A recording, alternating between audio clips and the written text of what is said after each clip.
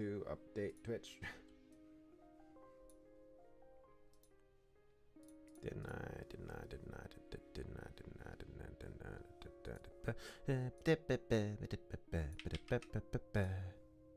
Yep, did. Hello, hello. I realized that I lost track of time and hadn't updated Twitch and just got started. There we go. Now our name is what it should be.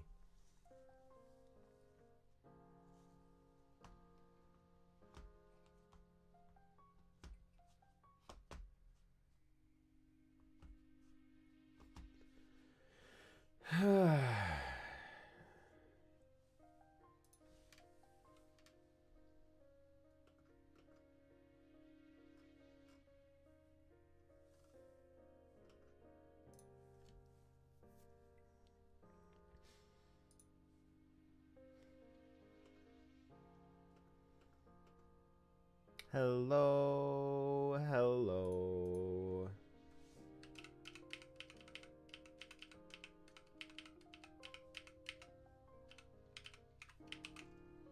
Welcome to the stream. Welcome, welcome. I had just broken things a whole lot. So let's undo some of the changes that I was doing. Yes, I am oftentimes doing just usually if I mess myself up at the start of stream, it's because I'm coding. I decided to start coding early and I get distracted easily. By distracted easily, I mean I get into the code. Let me see what I can see. This is stuff that I don't quite get yet. I'm trying. I'm getting closer. The fact that I'm doing this in C++ rather than blueprints means that a lot of the information that's easy to find is not easy to find. So, today's goal is quite simple. I want to get the building UI fully together, working. It's all going to be data driven. That's the goal. That's the goal.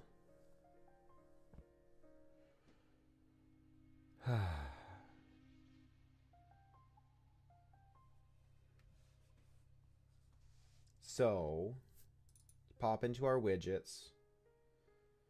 Let's say we make a new blueprint and it's just gonna be I don't know. It's gonna be an actor component. It's gonna be BP test.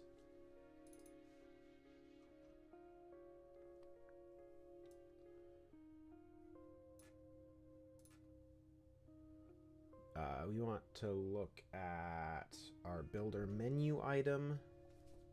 We want to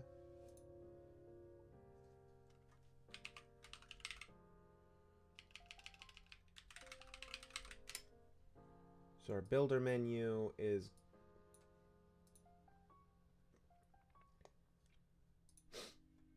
going to be a widget.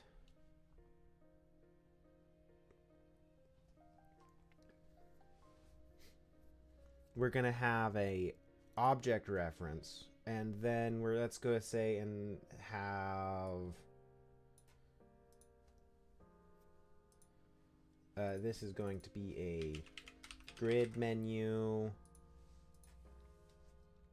and that's going to become a class reference. We can make it soft class reference, and a linear menu, which is also going to be a soft class reference. Yeah. Instance editable, instance editable.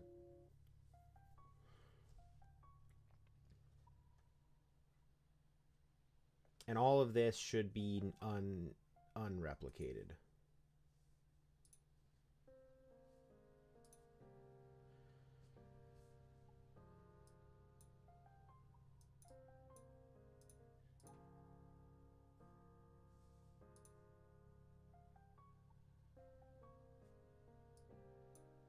So our default value is then going to be grid menu, linear menu,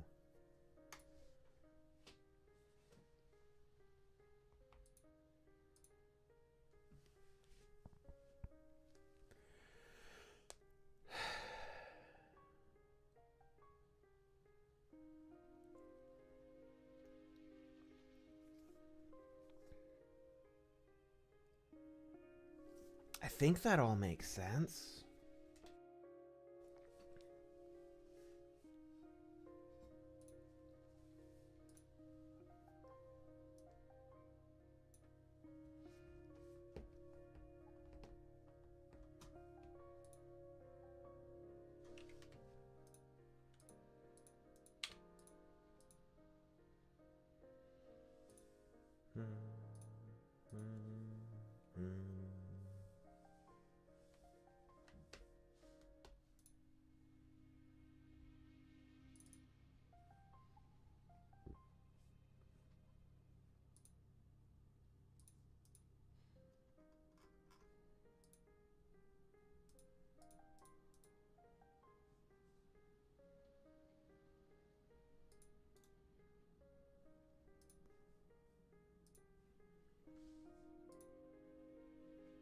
So on clicked,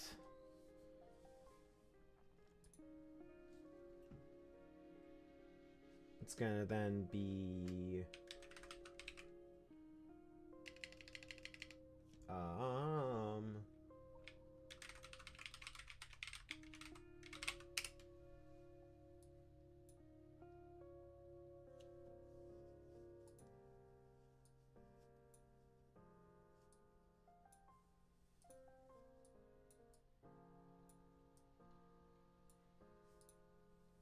I need to add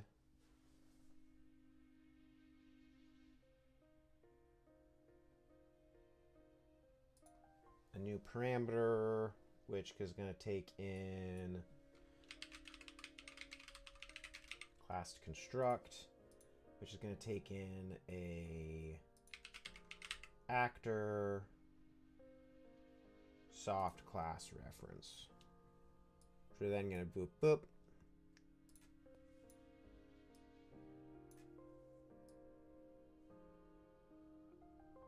Okay.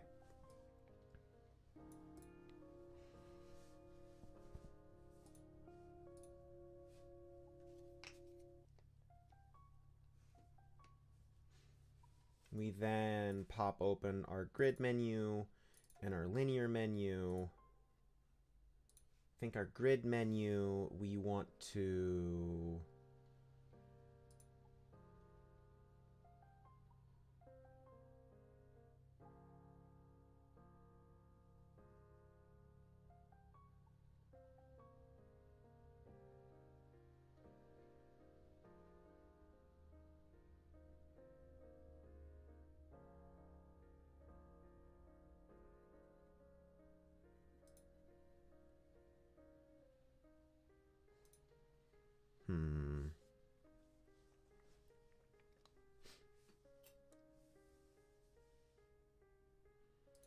I'm gonna pop over to graph.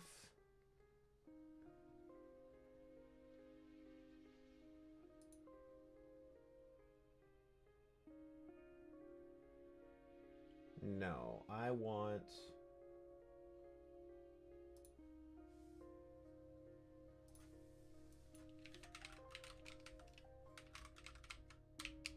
implement interface.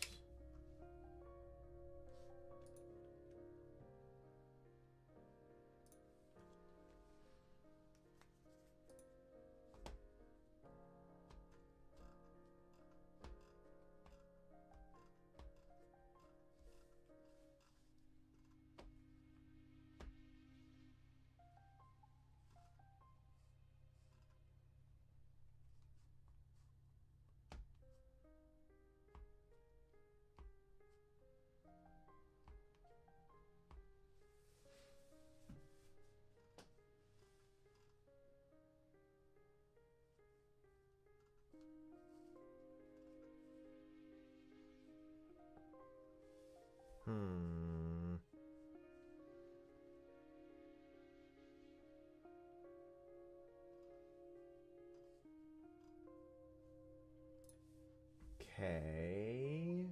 Maybe.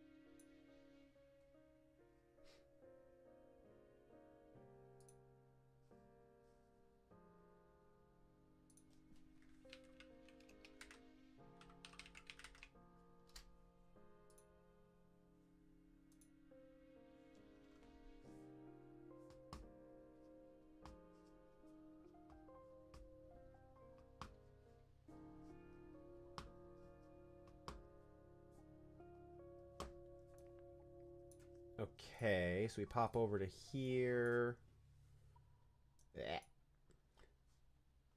Into our builder UI.h.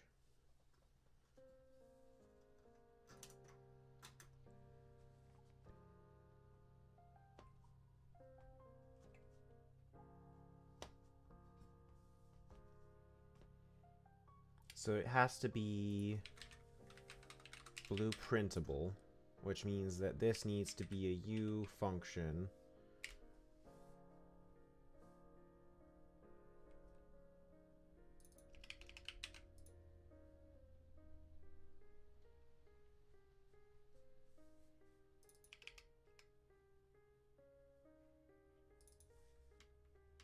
Blueprint callable, blueprint implementable event.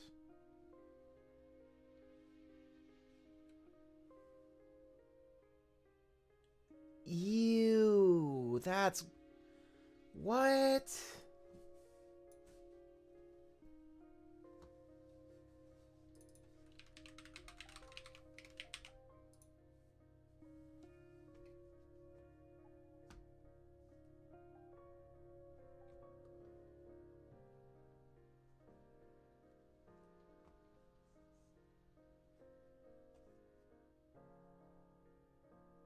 Oh, that... Oh, um...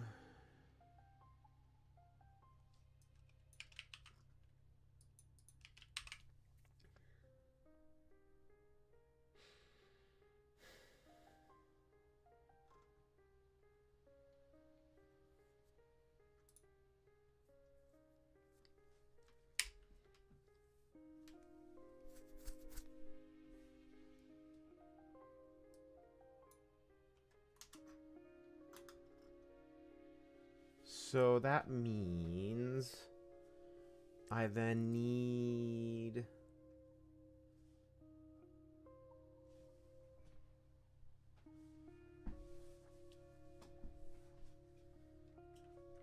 a class.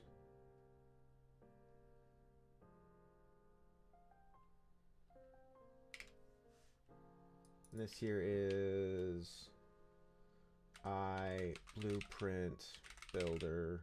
I builder UI blueprint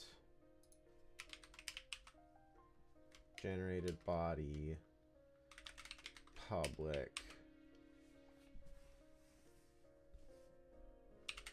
void add buildable items override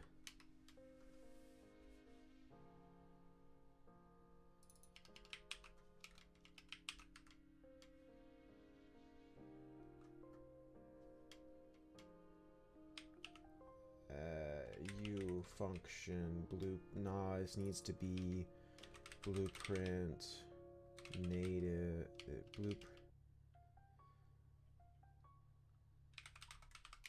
implementable event.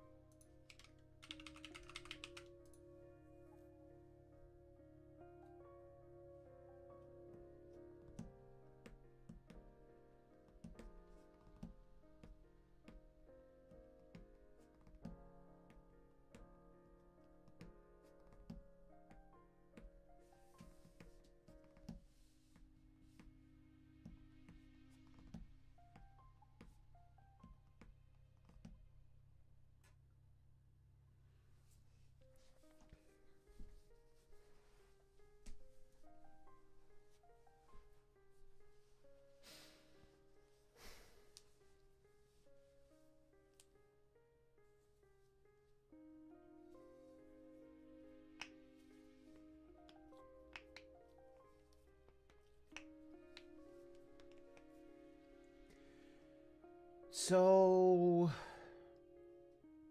this doesn't actually need to be done. I don't need this to be virtual.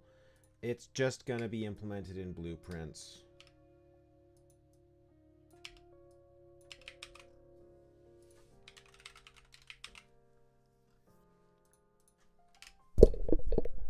All right.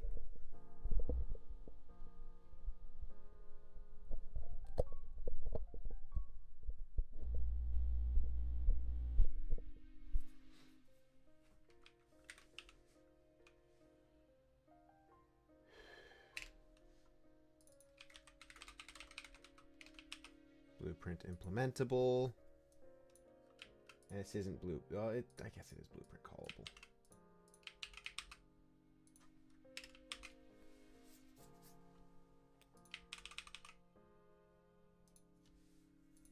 So we go ahead and build.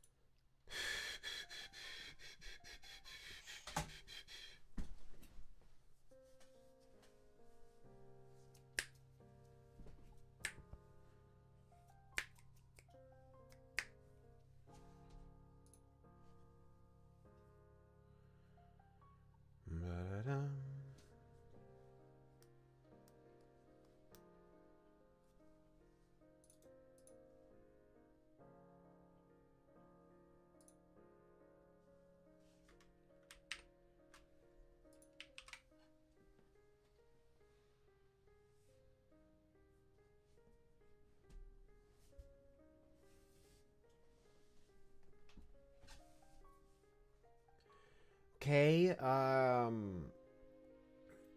then in ibuilder.h,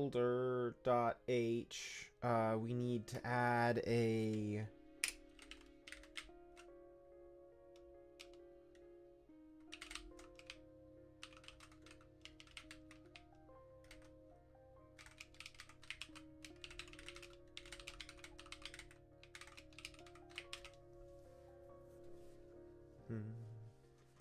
So then we're then going into our buildable unit list. And we want to do virtual void display UI, hide UI.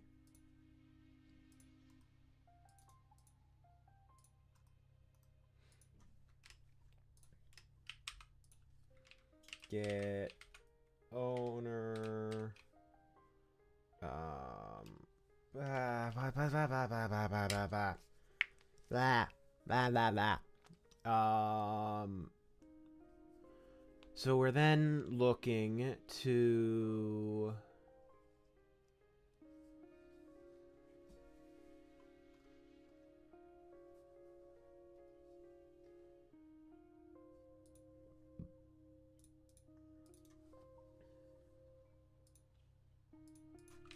has UI manager.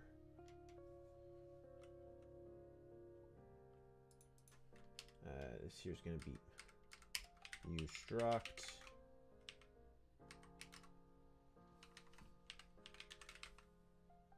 Blueprint type.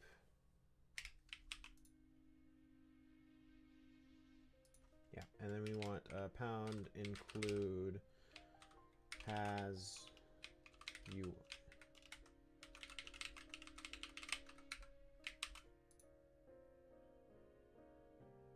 Sure. F has UI manager. The CPP can go away. Yep, yep. And this here needs to be a class. This is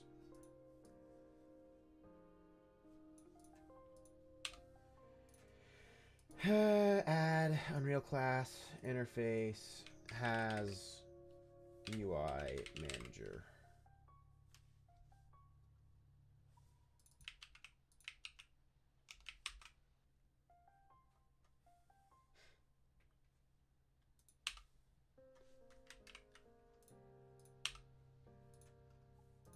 This is then going to virtual UI manager. It's going to be a T weak object pointer UI manager. U UI manager. Now include get UI manager.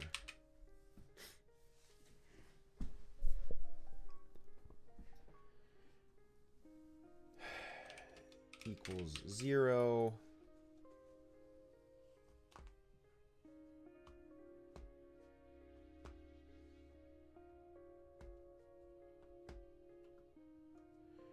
And we want to do get player state.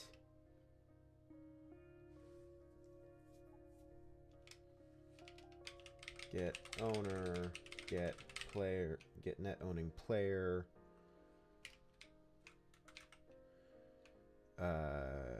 Player controller state, get player state,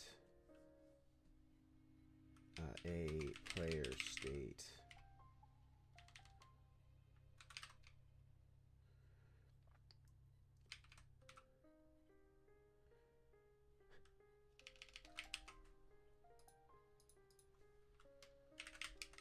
Auto player state equals blah.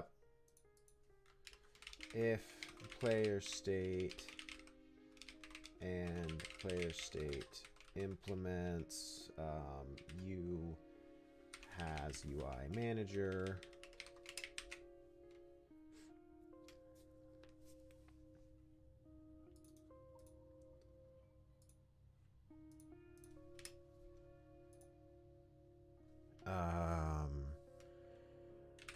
Auto UI manager equals cast has UI manager player state get UI.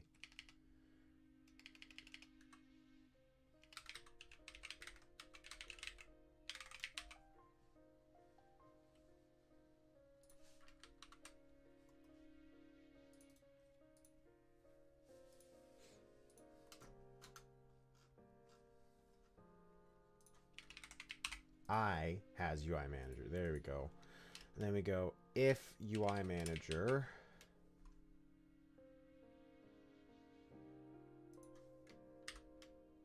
is valid, get component by type, and this is then going to be a U builder UI. That's not right.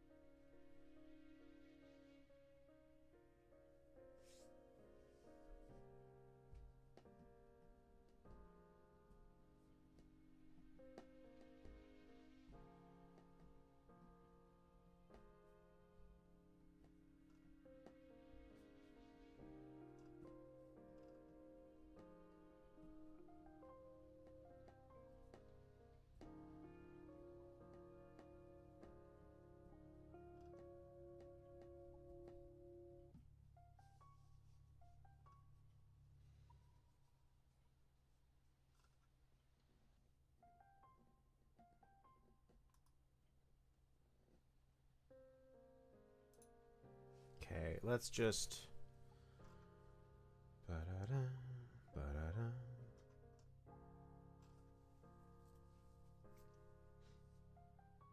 Blueprint native event.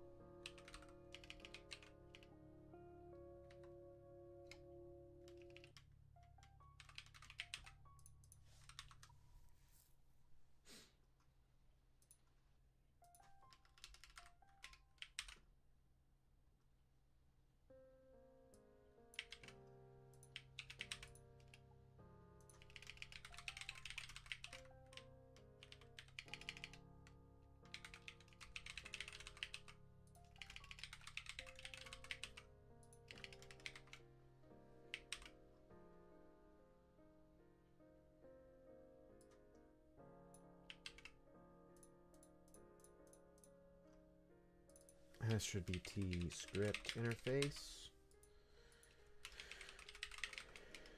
Interface, base, component interface. Return equals null pointer. Return.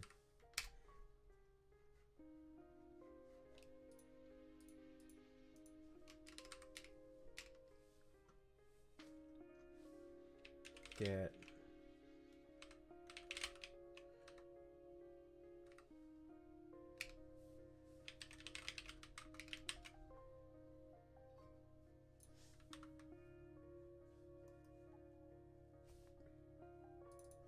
this is going to be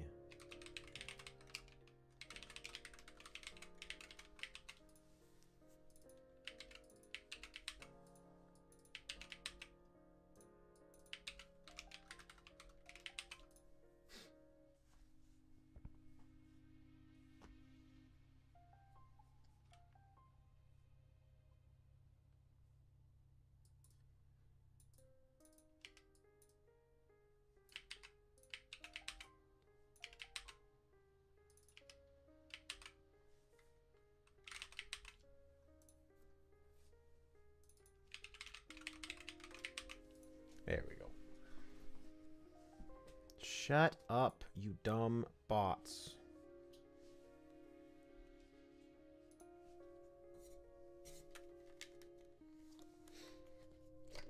Why am I doing this?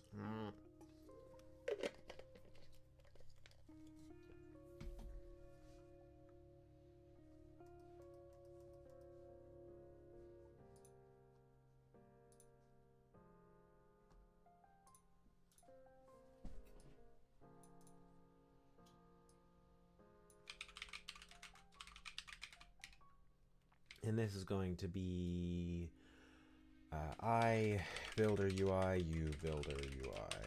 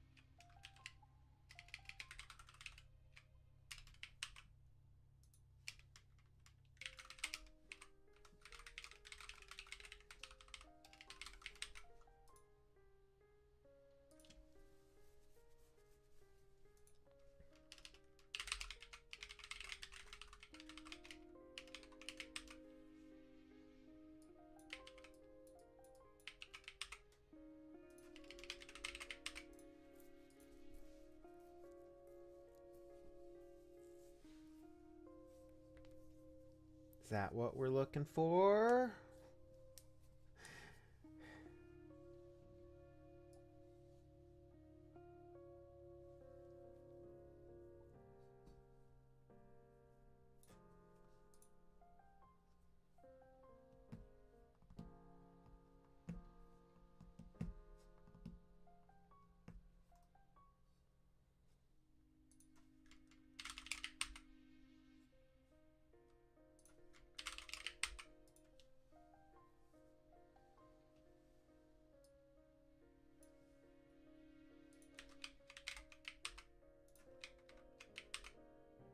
Right.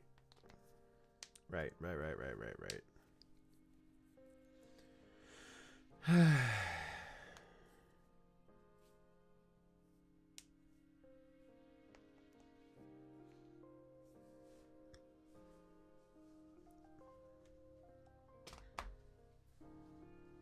Is that what I'm looking for? I think now, maybe, kind of, sort of, hopefully. I don't know.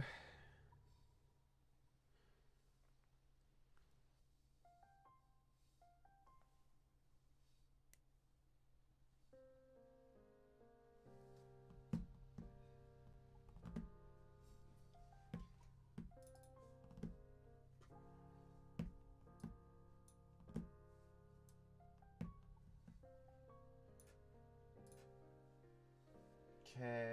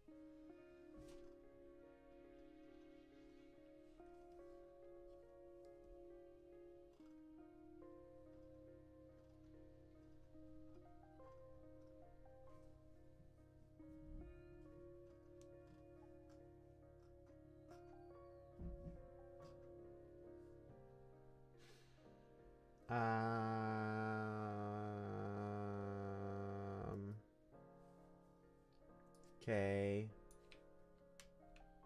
Unreal Blueprint interface. Yep, Blueprint interface. Yep. Yep. Sure.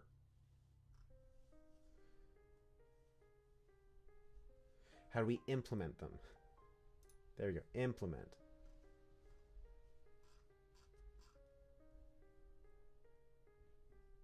Existing blueprint class. Class settings.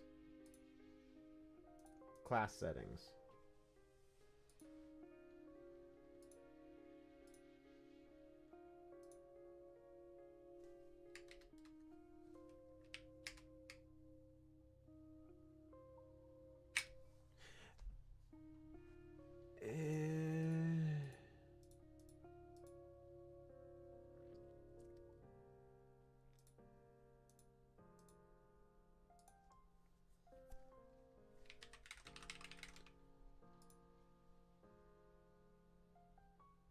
Cool. Okay. Yes. Yeah. Yes. Yes.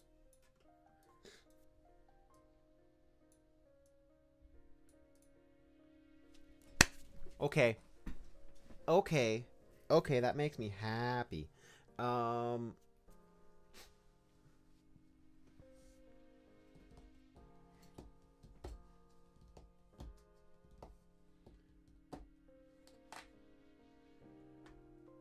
So now we should be able to go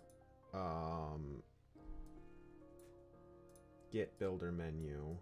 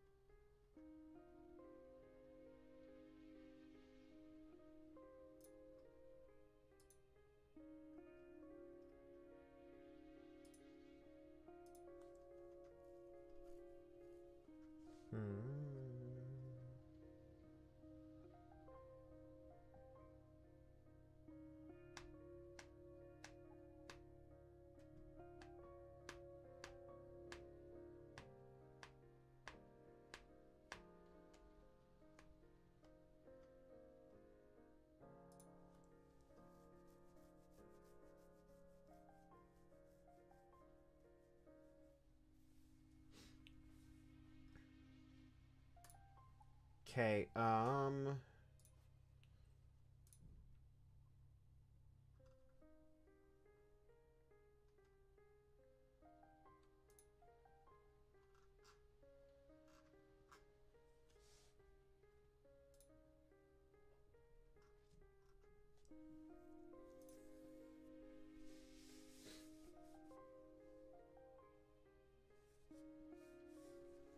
add to viewport.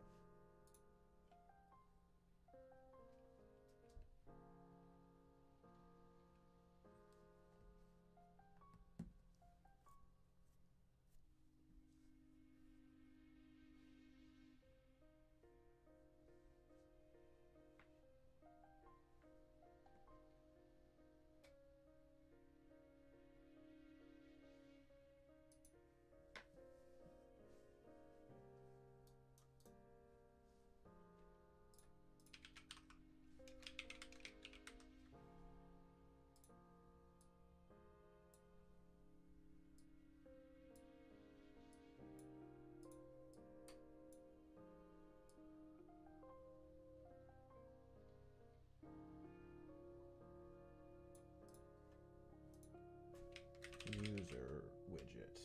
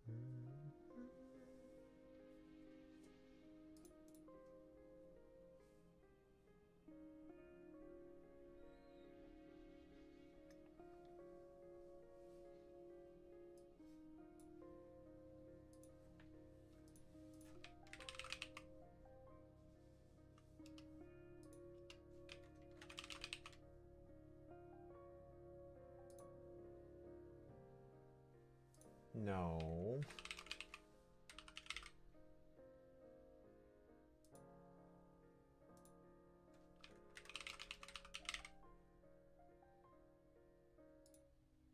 Cool.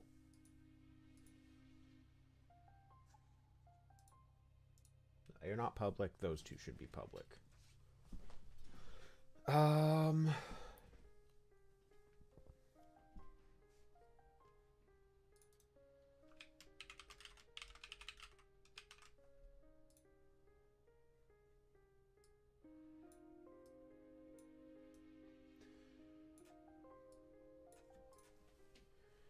Okay, so there's more in here to be done, but that's a good start.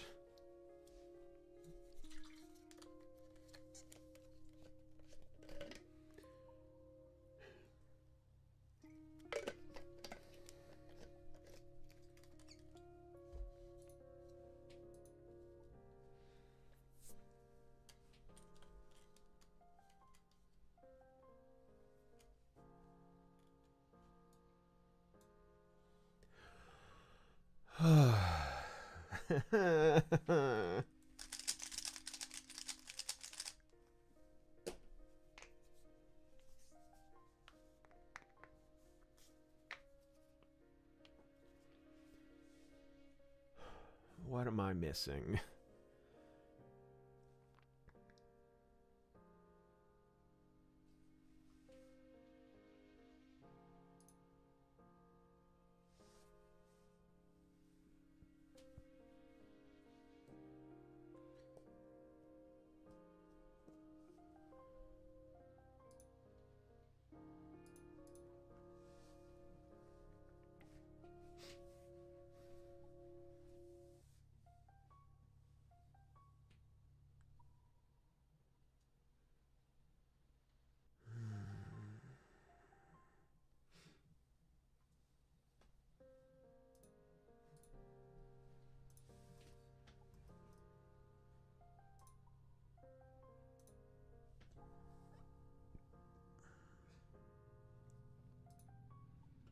My brain is struggling. This is really, this is not easy.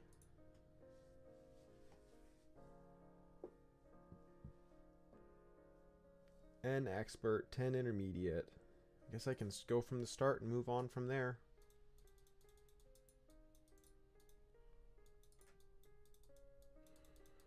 I mean, it probably is easy. It's just, there's so much of it.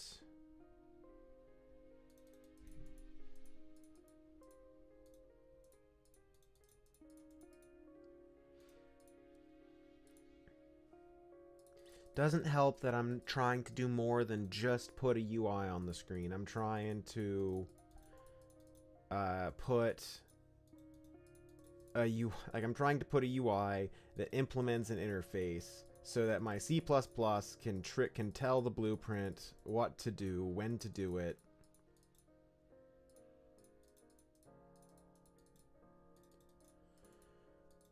Like I wasn't planning on doing blueprints, and then I was like, why am I not planning on doing blueprints? This is dumb.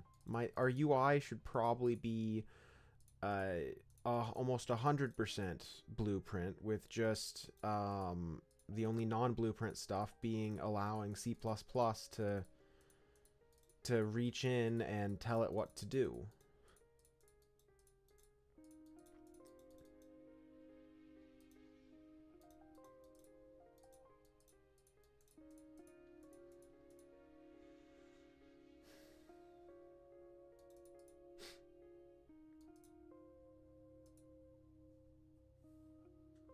One more in there, which means there's one there.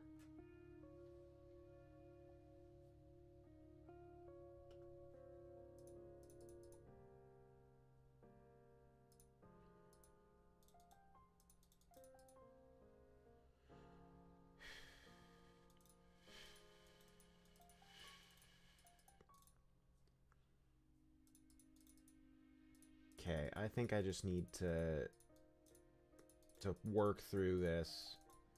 Yeah, I'm gonna finish this game, and then what we're gonna do is we're just gonna work through ensuring that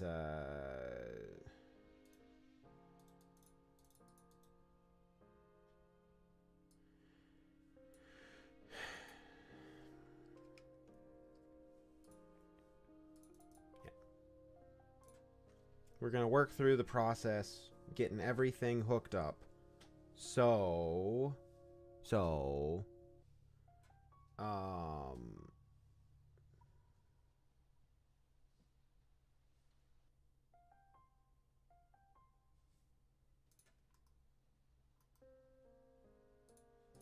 we're going to have a blueprint class, which inherits from UI manager. UI manager probably isn't set up correctly, is it?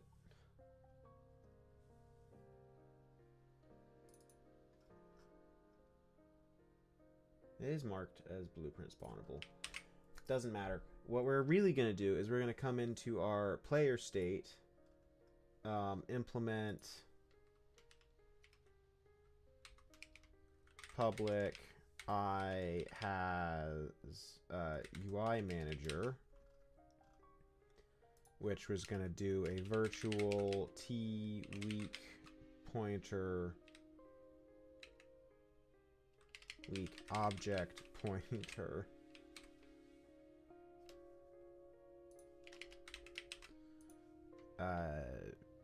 UI manager, get UI manager. This is going to have a U property, edit anywhere, and it's going to be UI manager pointer manager, and we're going to pop up into our player state, and our UI manager equals create default blep.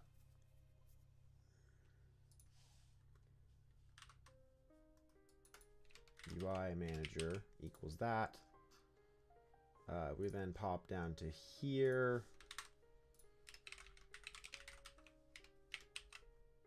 return a weak pointer to the UI manager.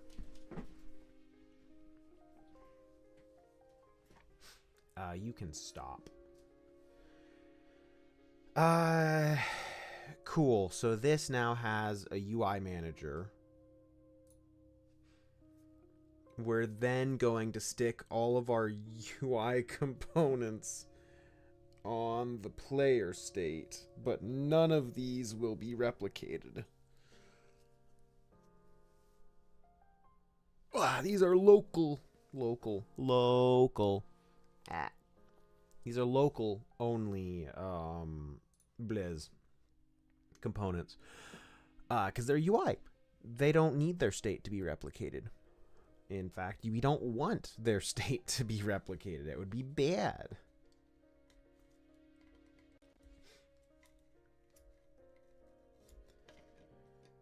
So, next step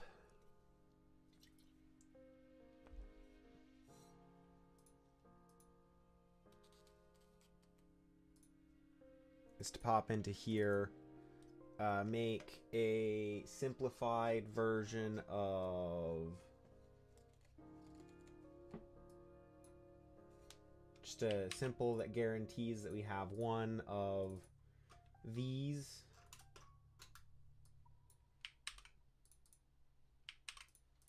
In our linear menus. Yeah, gonna guarantee we have one grid item in the linear menus. Our top-down blueprints, base player state.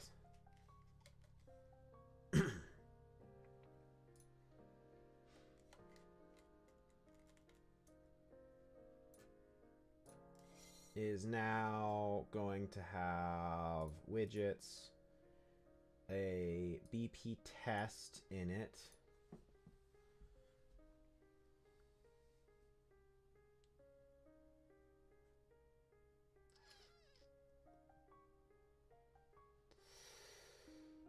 Is that right? Is that right? Let me look back at our UI manager.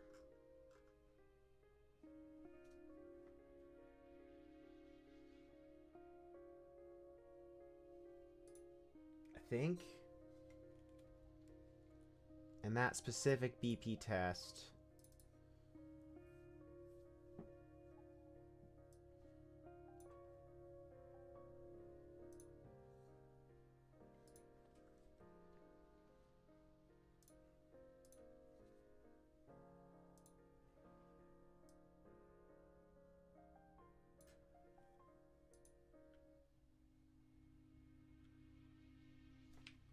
is grid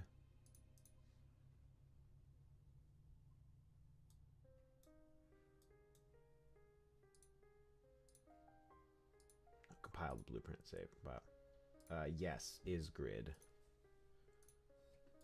And so what we're gonna do is we're gonna do begin play if branch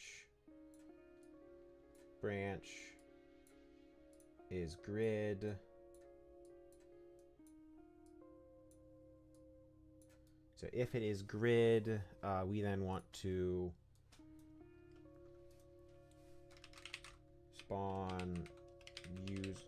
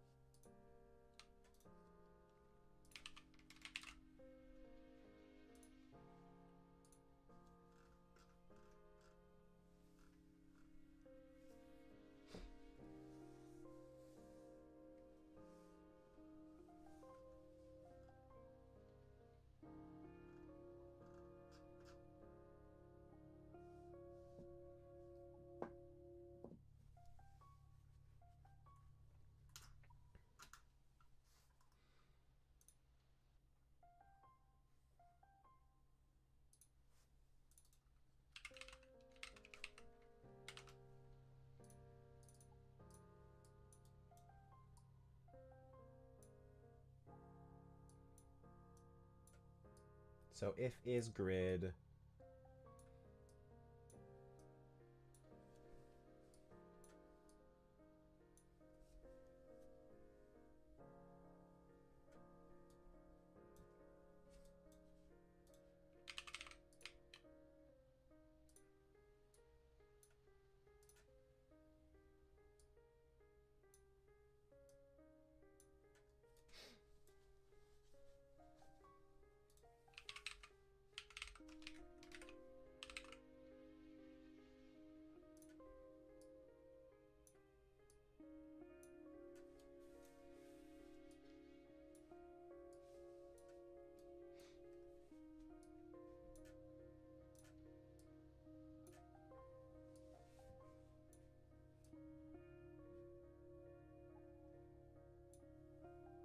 Okay.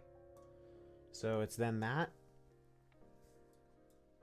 On begin play, if it's a grid, we create the grid widget. If it's not, we create the linear widget, and then we set that to our builder menu. We're not doing anything on tick right now. If, like, when we add buildable items, when we add the buildable items, we put the builder menu into the viewport. When we remove them, we take it away from the viewport. So this should...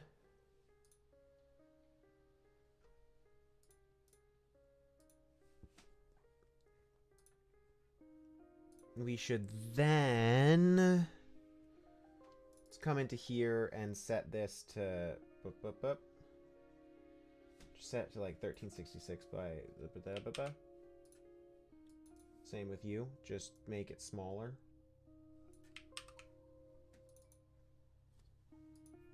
I don't know how that's gonna work, but we're just gonna go with it. So we now need to, in F selected,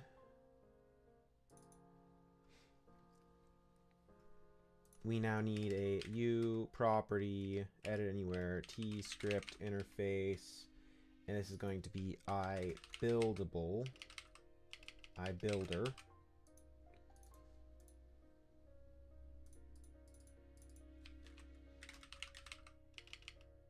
Builder unit.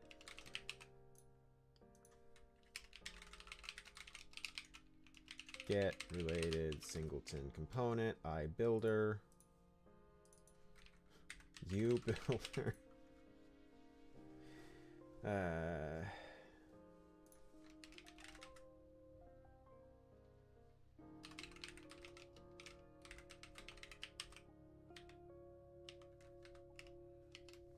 We also do builder unit. No! Hide UI.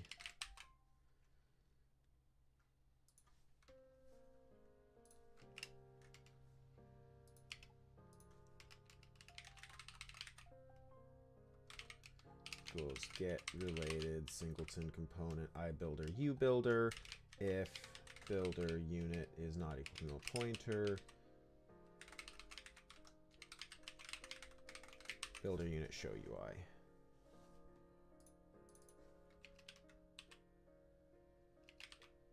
Display UI. Cool. I guess cool.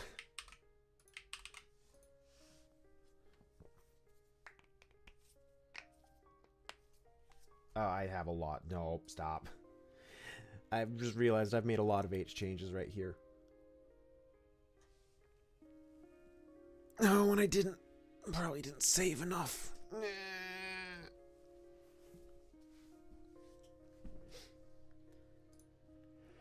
Okay, so now our selection system should display the builder UI when we select a builder. Our builder UI should trigger the interface to add and remove the items. We're not doing anything to specifically add items to the UI yet. So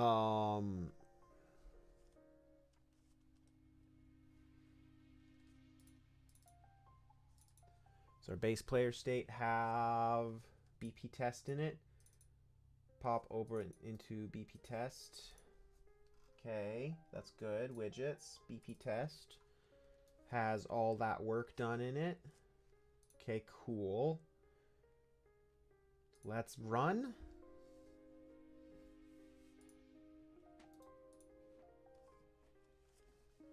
Hey!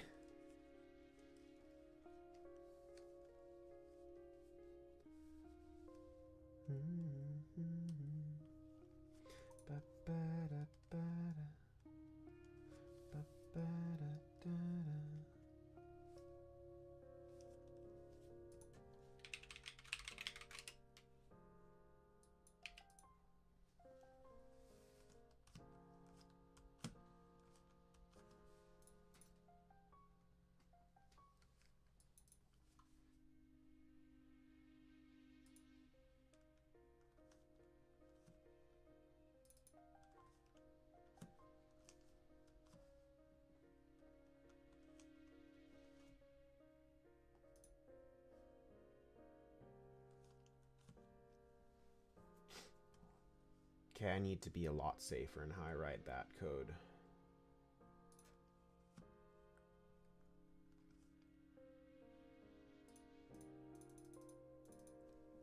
Okay, stop.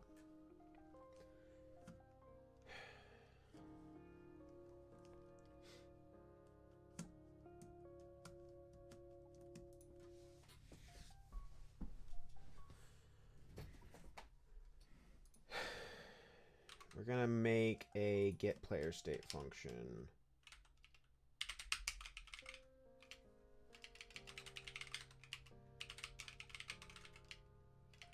It's gonna be a player state point. No, it's not.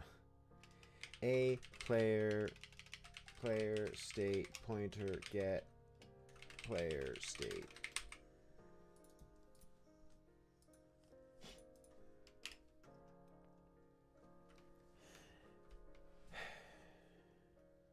If get owner is not equal to null pointer,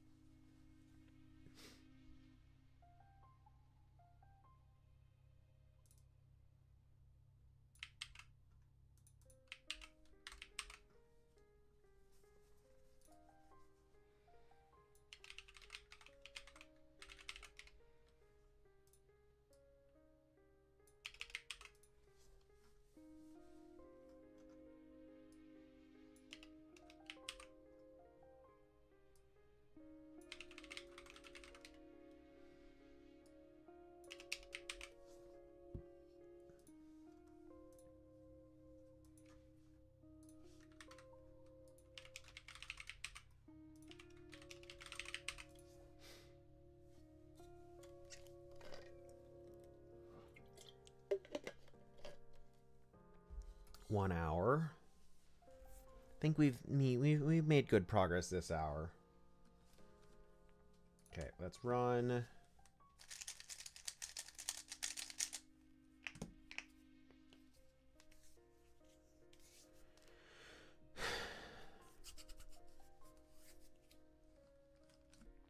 So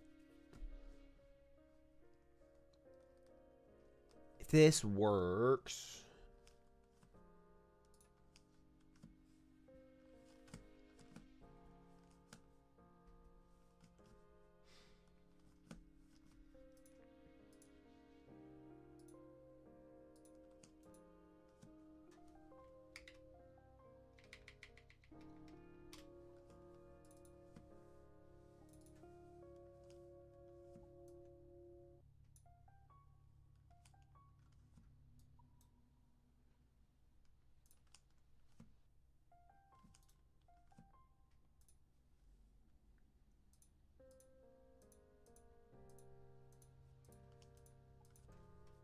Okay.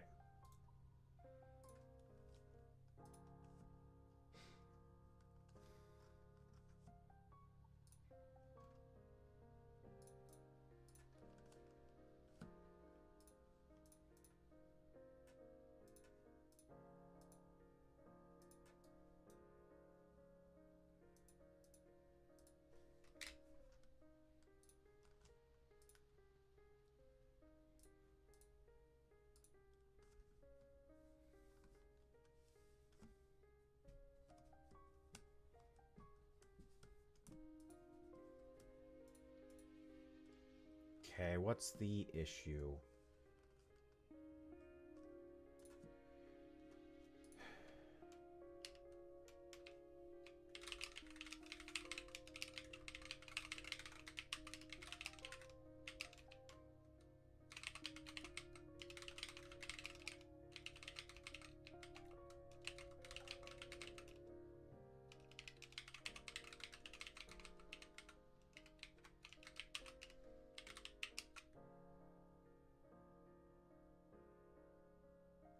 I don't want get net owning player, is it?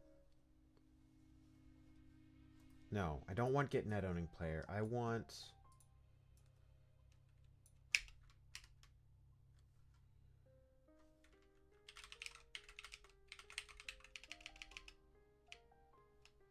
Hello, Triff.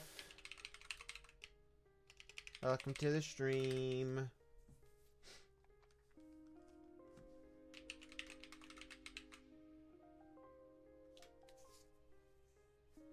No.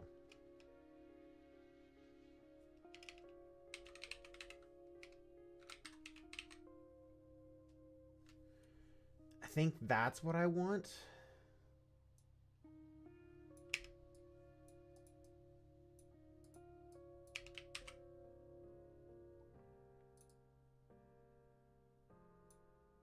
Get world. Get first player controller. Get player state.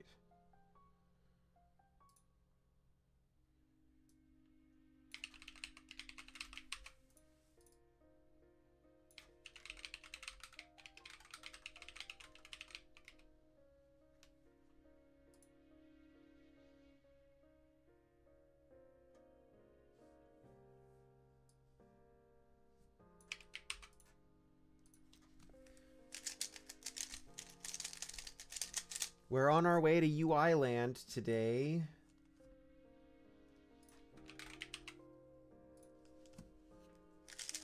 So if we have a world and if we have a player controller, then get the player controller from that player state. Or get the player state from that player controller. Yeah? Yeah.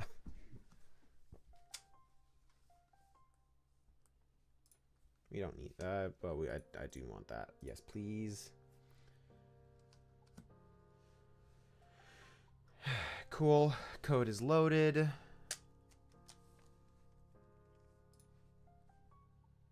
Okay. Fingers crossed. Fingers crossed. Heck yeah! No! No!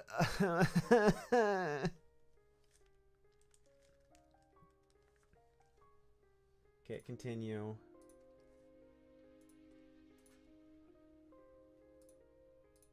Don't want that breakpoint.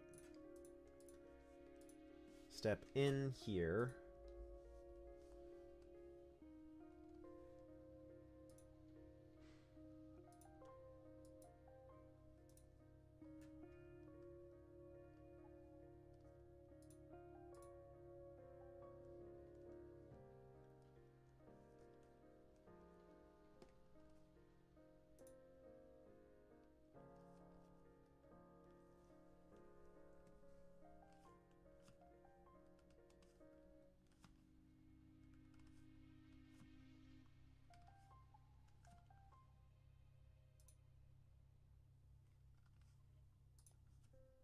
I'm confused.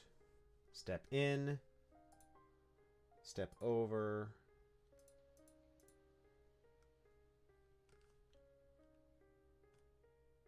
Opponents 0 is the right thing. Yeah, it's BP test. So that just means that this code is this code is wrong.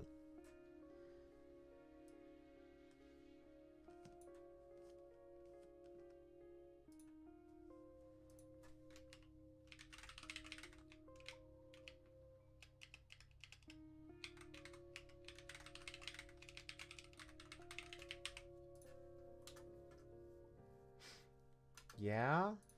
Bup. Check if builder UI exists. And so now, in theory, we do this build. I didn't change an H file. We should be good without needing to do a full restart.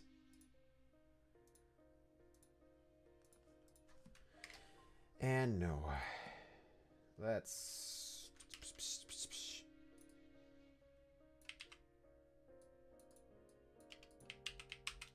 I don't care. This is about debugging capabilities. Thank you. You don't debug as well when I'm...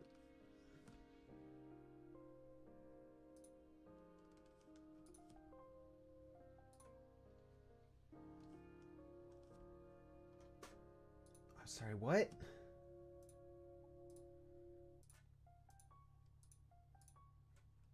Builder UI. T script, but we have a thing. We have BP test.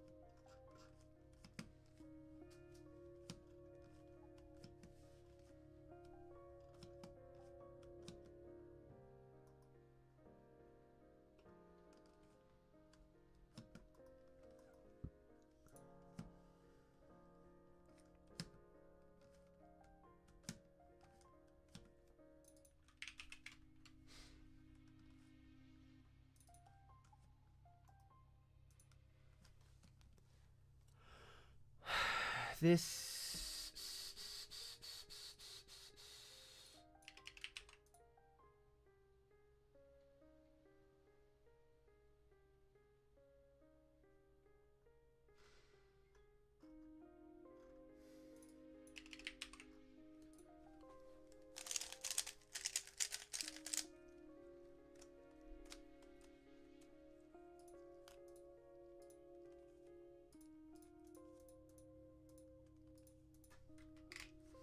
Why? But why though?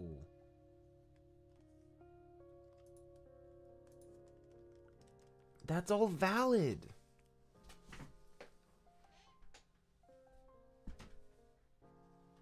Is it the interface pointer is null?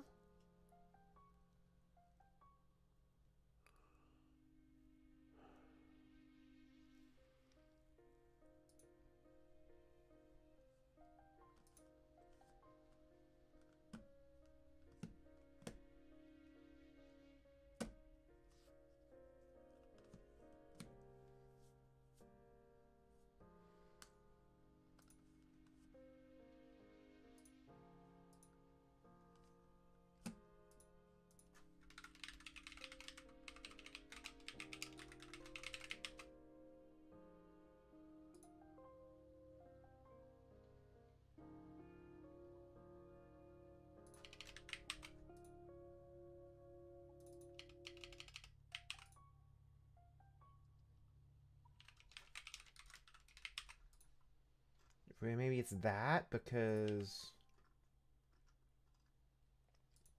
it's I builder UI execute clear builder items.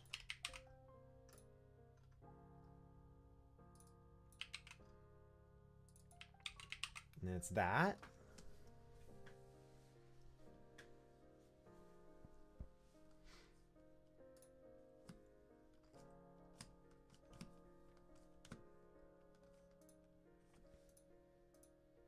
It's that.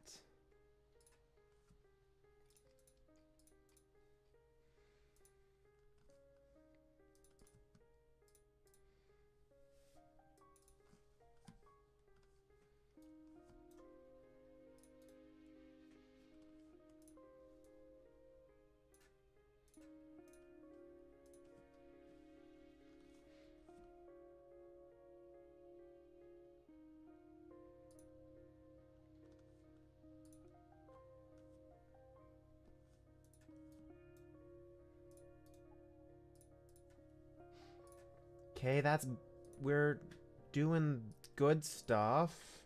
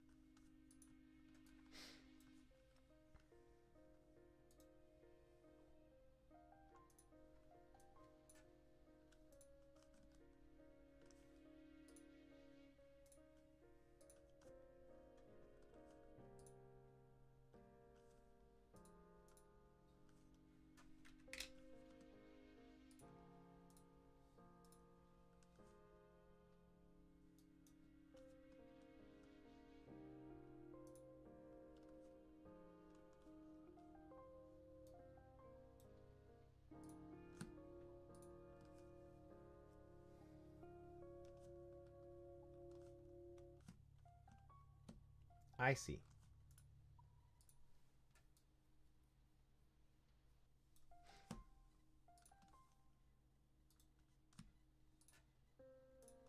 That.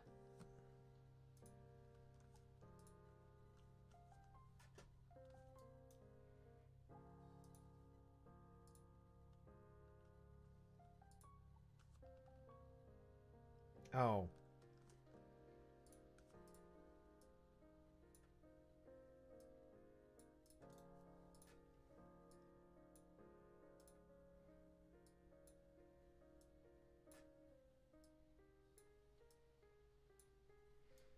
Okay, that's boring. I mean, that's the boring issue. I fixed. Cool.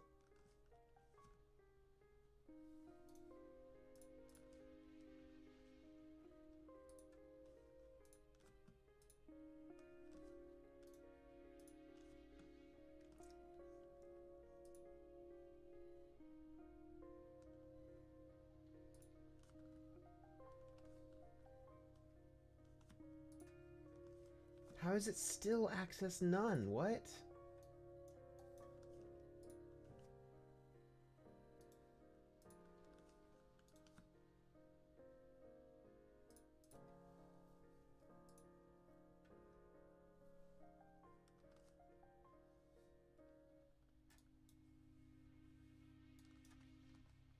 Where are these none? What?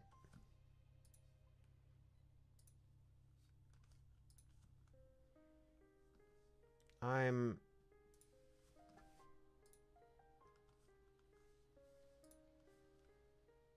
confused.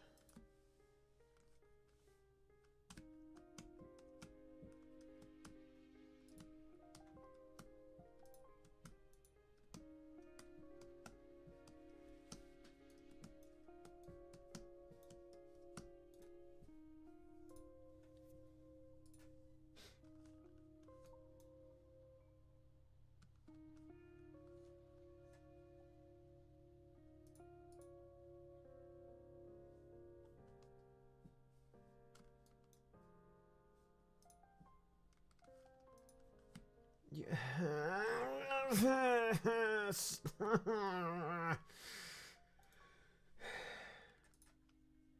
Well, that explains that.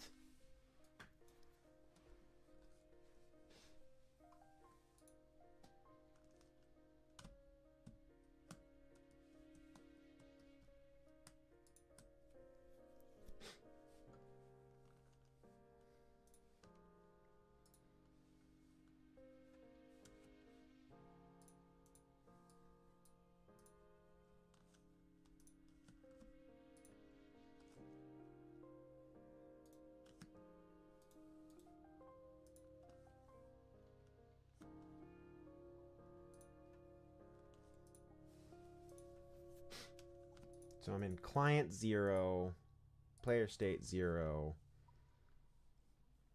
I want to look at our UI man. No, I don't. I want to look at BP test. Those are set.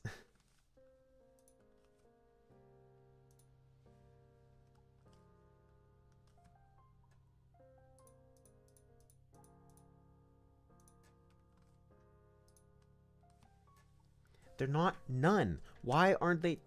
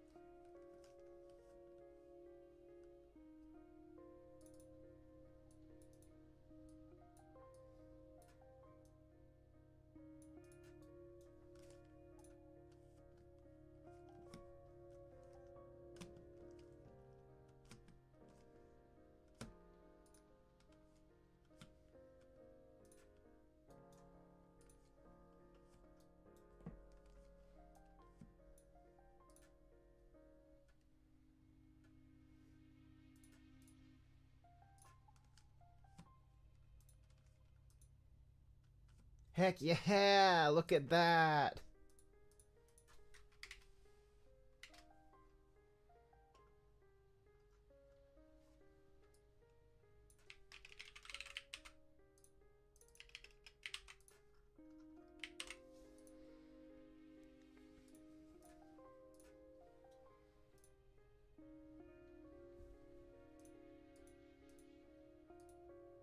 Add, remove, add, remove, add, remove.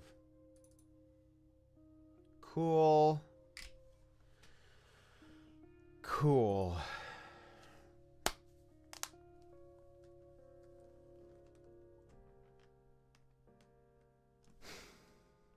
We have UI!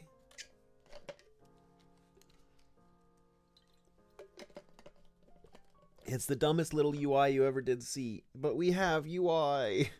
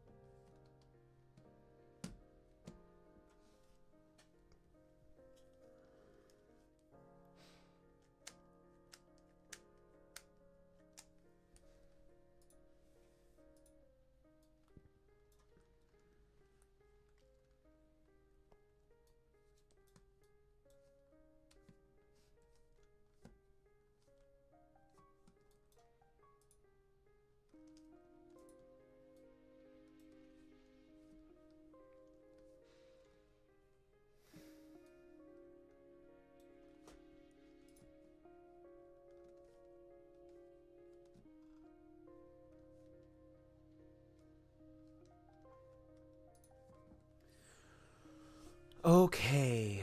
I'm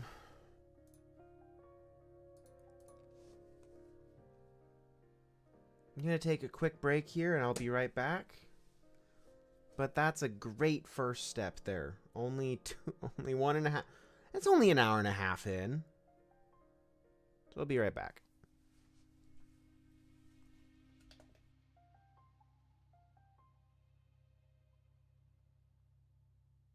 Realized that my music was almost nothing to you guys.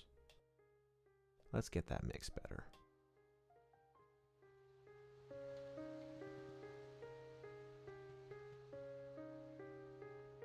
There you go.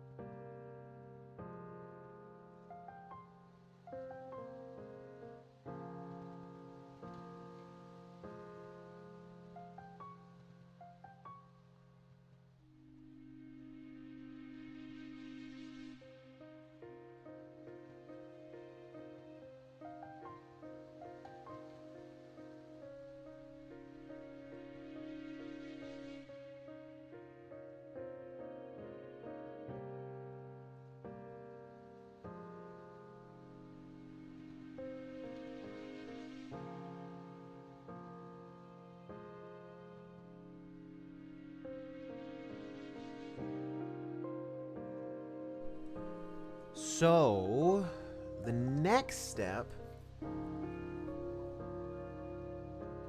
is to figure out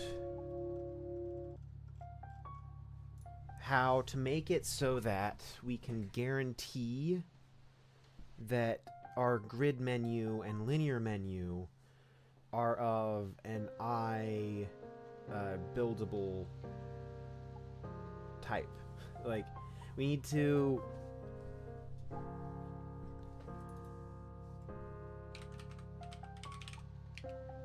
Does class implement interface? Does yeah! Does object implement interface? Yeah. Okay.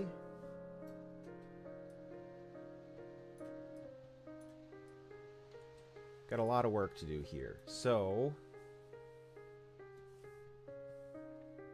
what we're gonna do is we're gonna do a branch.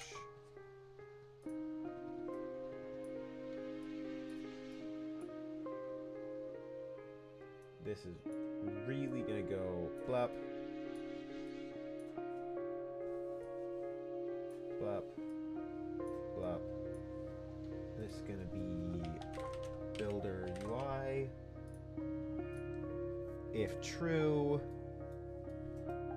we're then going to cast to interface.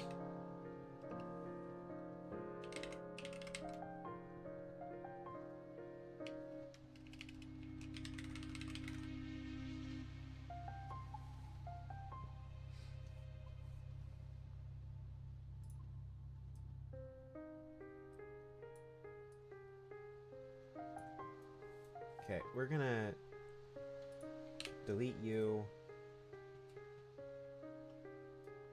We're going to bring you in. Right here is a get. Blep. Blep. If true, we're going to cast blep to being a builder UI, and all of these are going to go down into our fail branch as builder UI.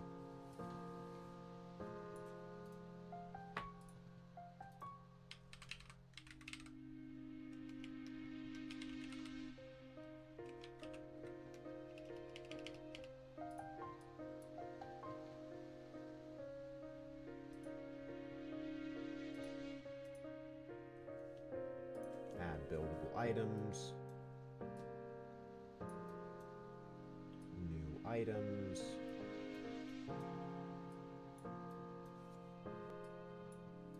add to viewport,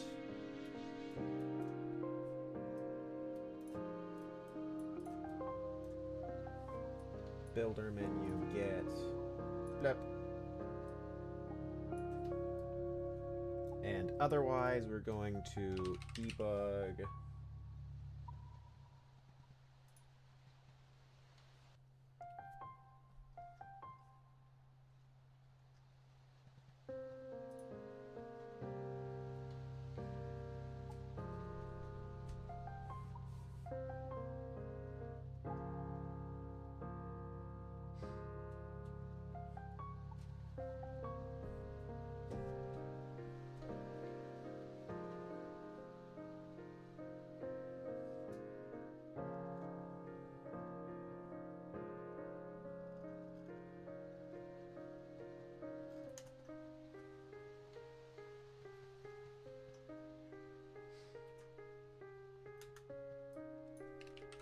log.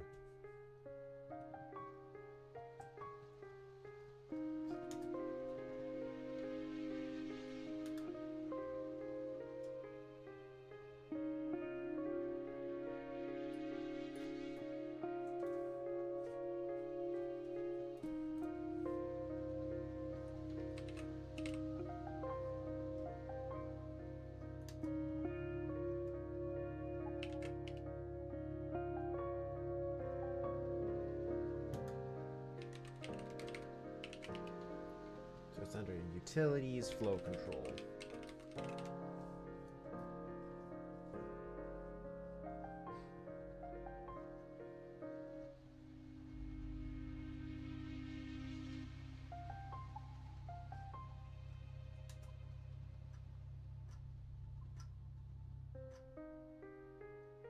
Heck of a lot of switches. We don't need switches.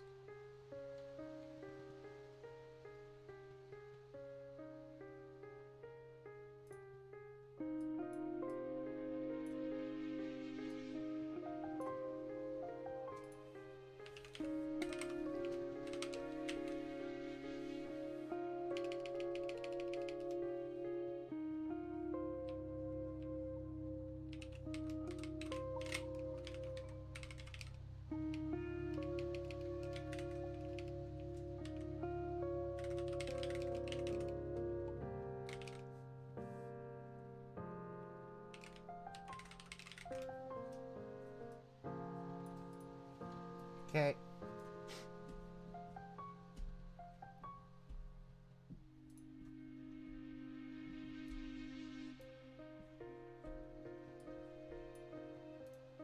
I actually kind of need to do the same thing up here.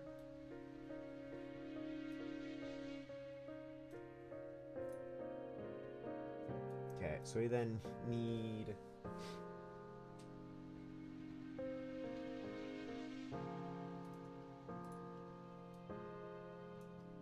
let's add a function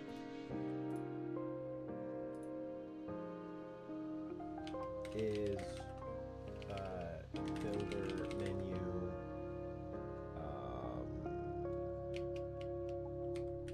safe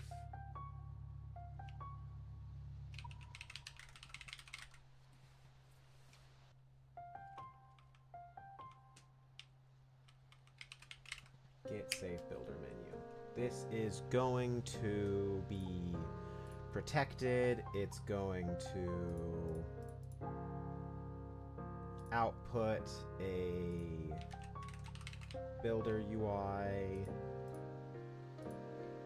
single. This is as builder UI.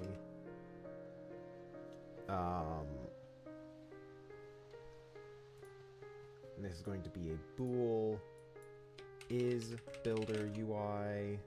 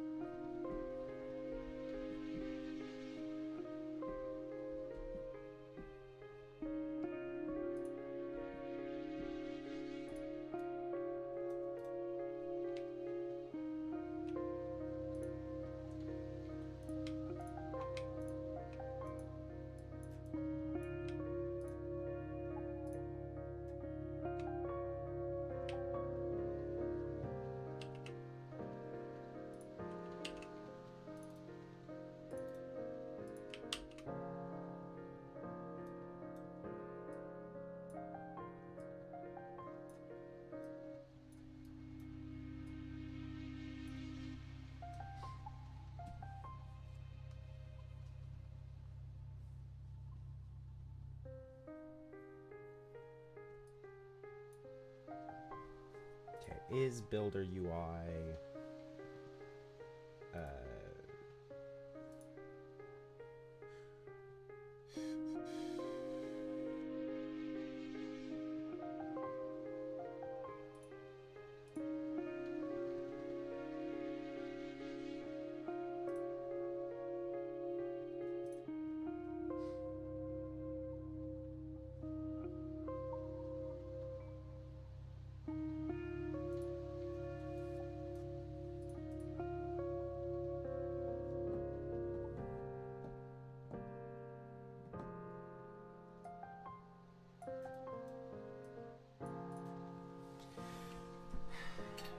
so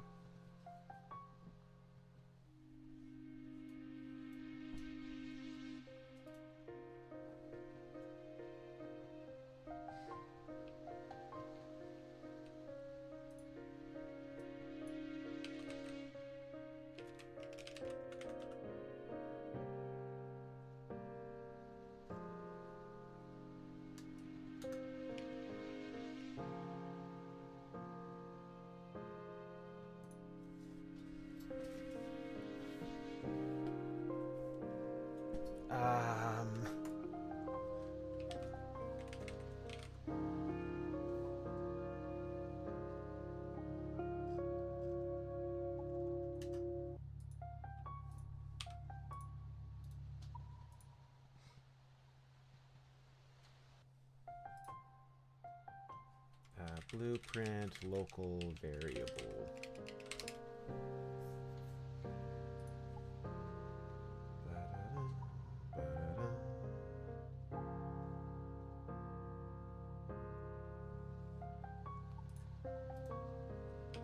Set.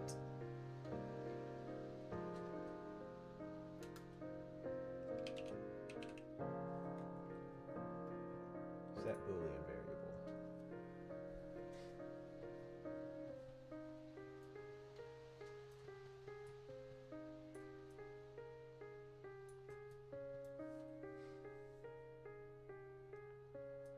So this set Boolean variable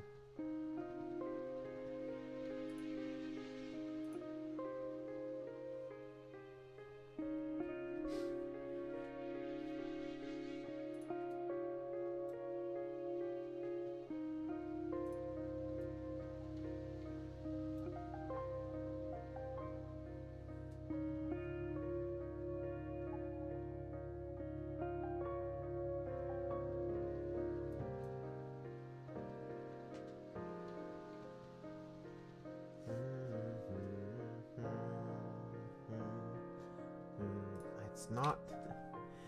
I don't like this. This is not. I don't like. I don't like blueprints. Is what I'm learning. So when we call get safe blueprint menu,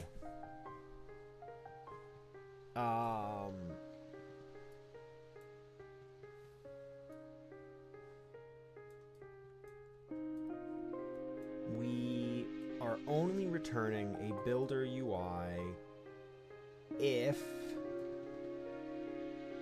How do I do this? How do I do a branching?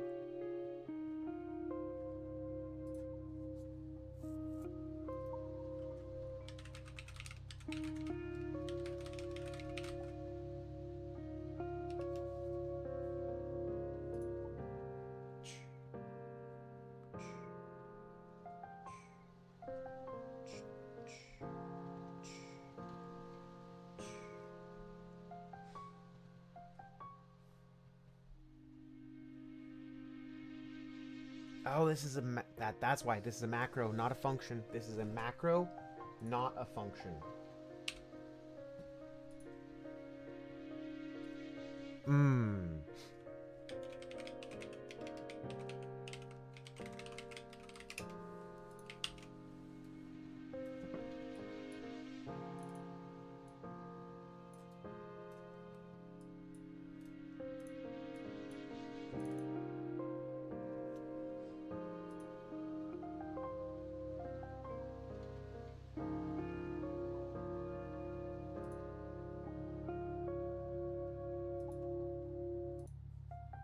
Exec. This here's gonna be just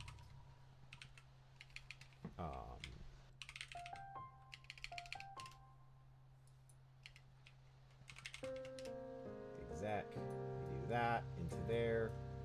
We have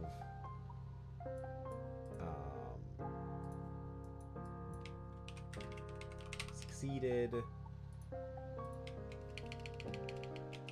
failed,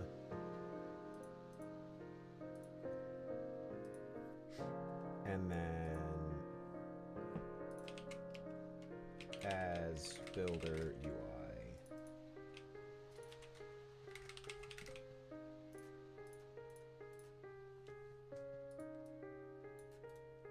We then go U to succeeded, U to failed, U to failed, and U to as builder UI.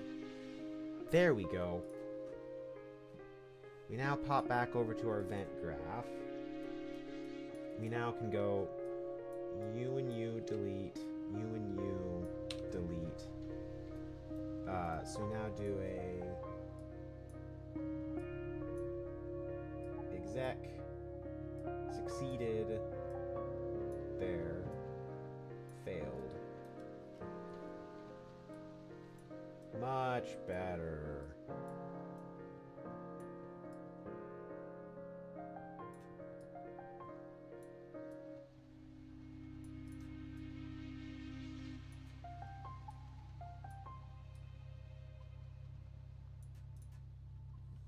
We now do the same here. Exec. Then we do class builder clear. Succeeded. Duh. Builder menu get.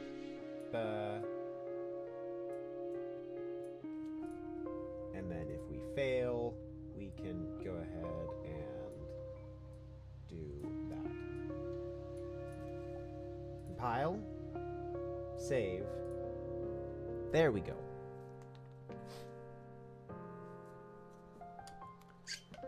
Now we have a component that does this. So then the next step is that we go into each of these.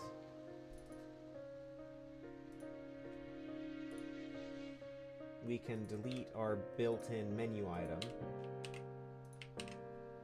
Compile, save. We then go over to our graph, our class settings, which is hidden over here because I'm a silly person. Oh, it's down here. Weird.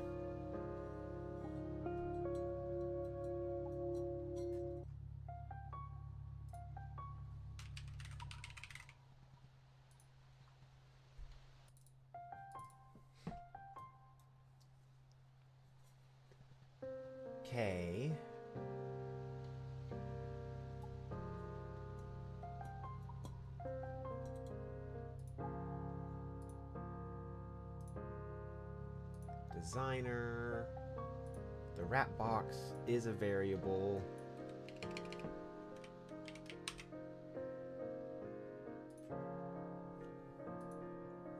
So we now go wrap box, get wrap box.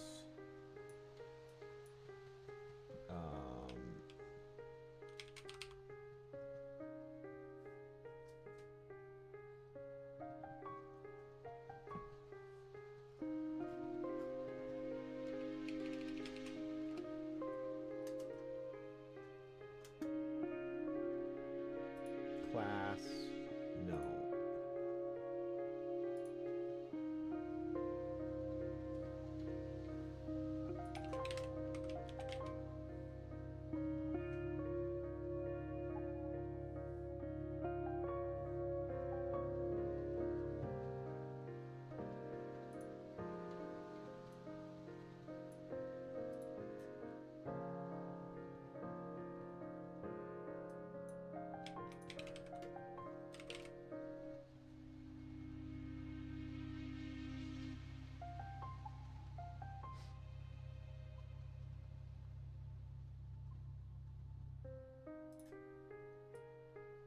Okay. Loop.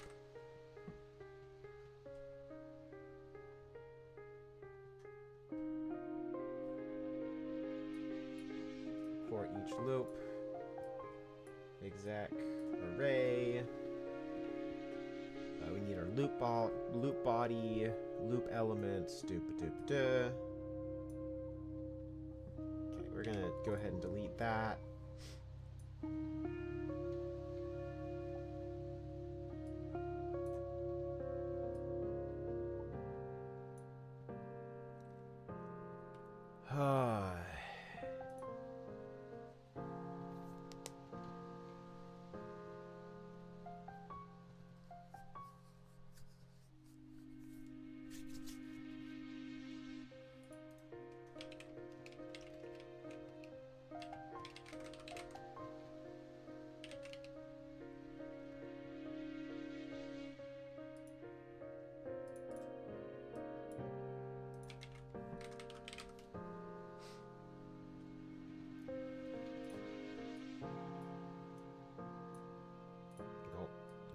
Clear all children. So that there is our clear buildable items.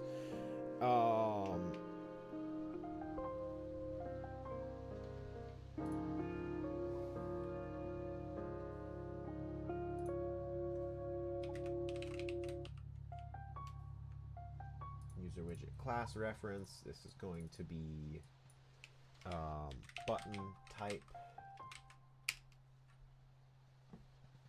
That is going to compile default to no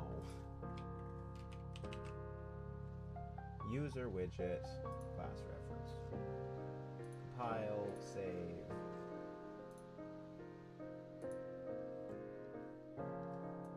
And it's builder menu item.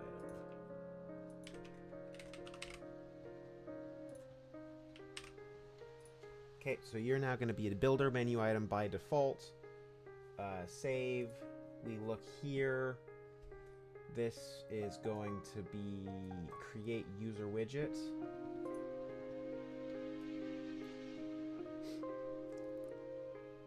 Ah!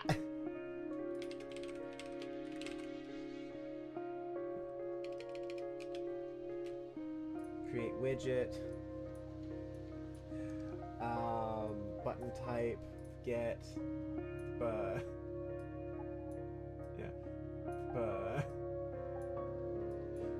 this goes into there.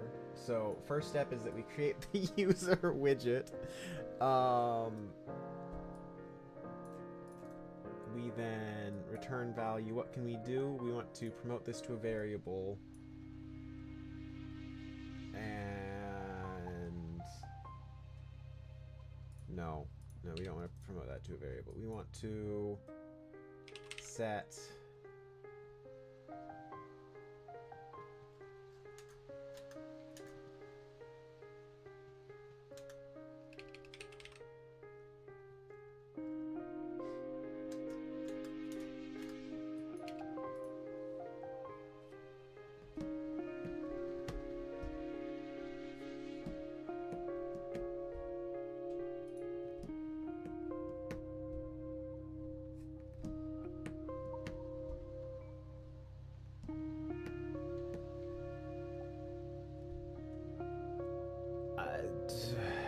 Do I need to implement yet another type of interface here? Ah, guy. There's just so much data that I have to pipe through. From point A to point B.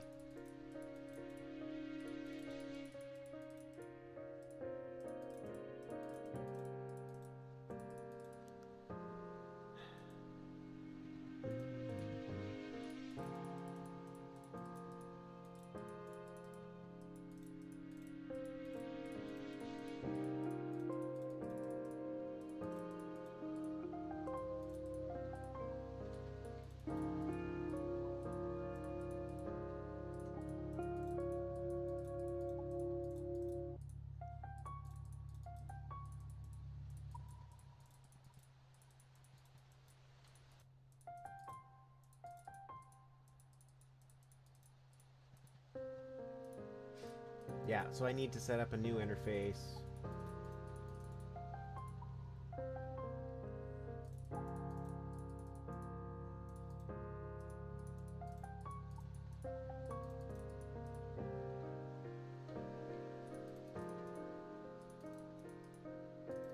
No.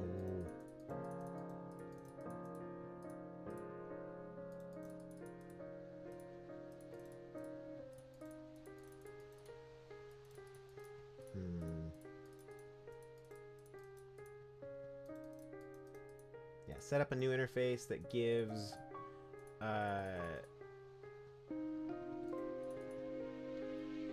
access to set the important data inside of that button class.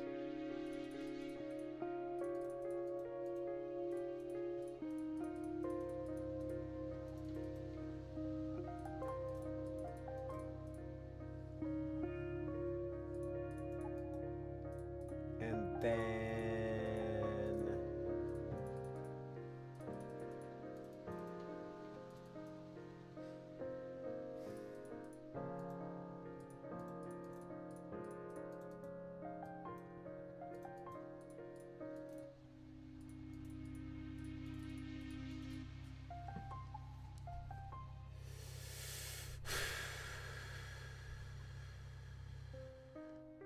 you're solved. Not there. Not there.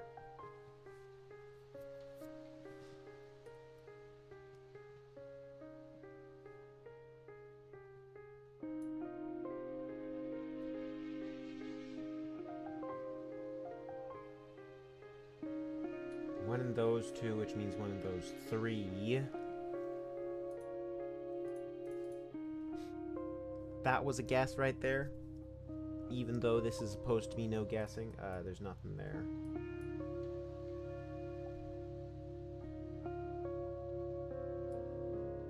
One in those two, which means one in those two, which means one in those two, which means that these two are filled.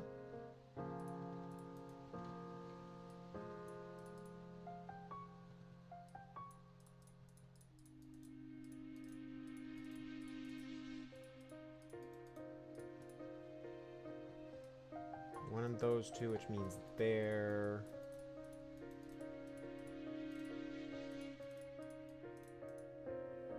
Heck yeah. Okay, so...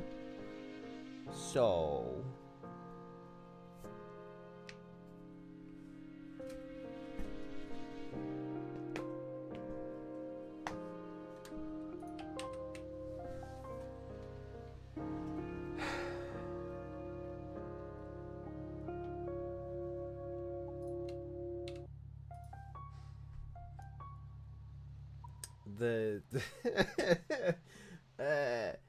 compile, save. We need a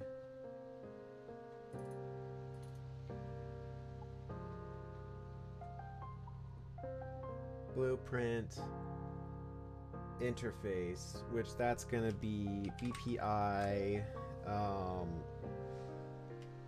builder menu item.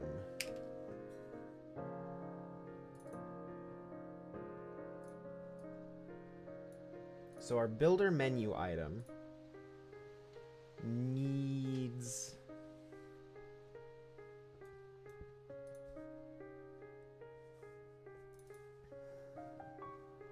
a function that takes in a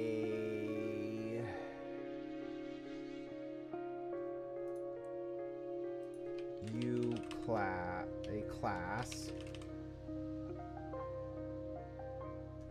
an object class,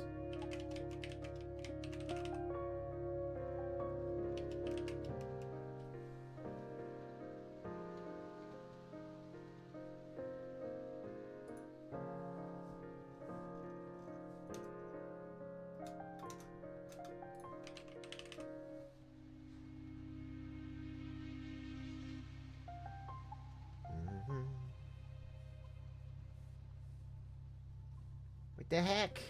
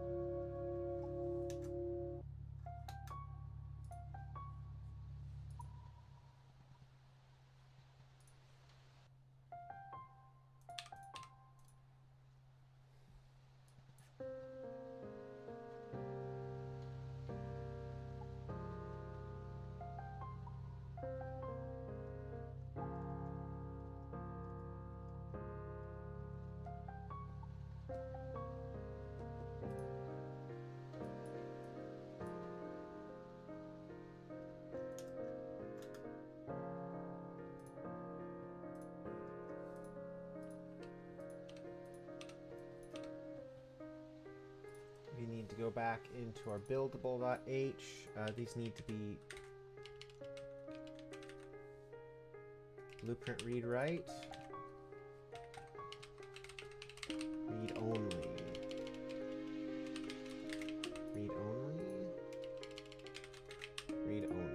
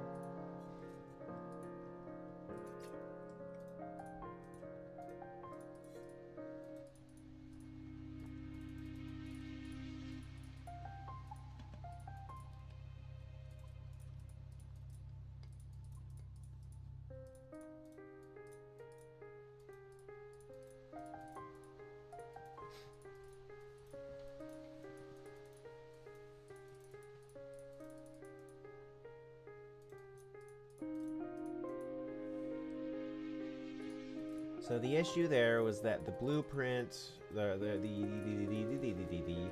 items, the data in this struct were not accessible to at the blueprint level, which meant that the blueprint couldn't do anything with it. So I made the change. We can run it again. Once we... So we can then...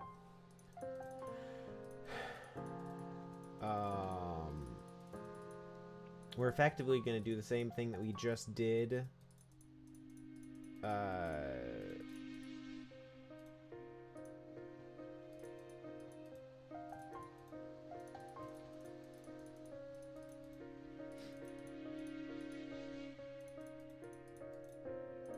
we're effectively going to do the same that we just did, except for the blueprint menu item. And so then the blueprint menu item will get hooked up. So we'll get filled out. We'll create it, fill it out, and then it'll be put in place.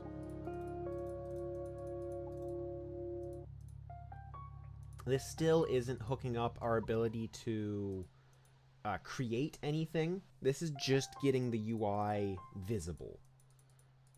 There's a whole nother chunk of work to do to make the UI usable to our player. But if the UI isn't visible yet, then what's the point? There's one in those two. Has to be one there. Can't be one there. Can't be one there. One there means that.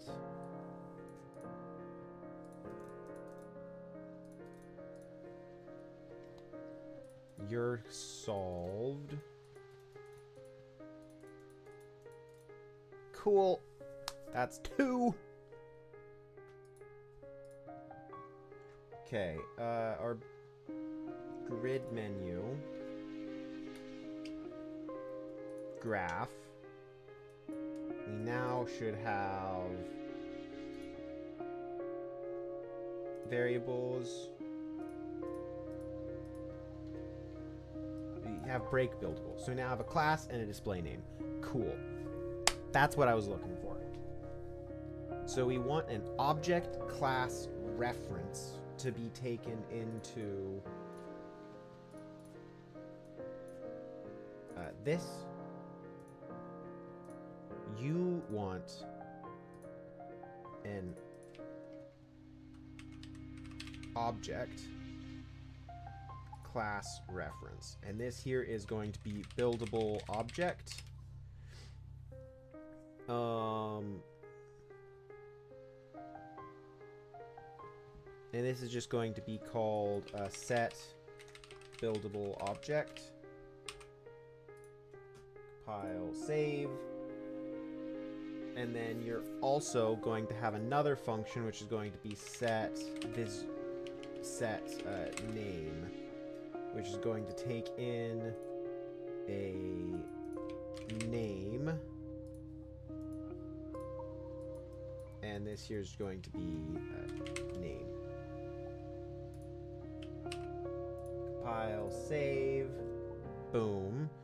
So we now need to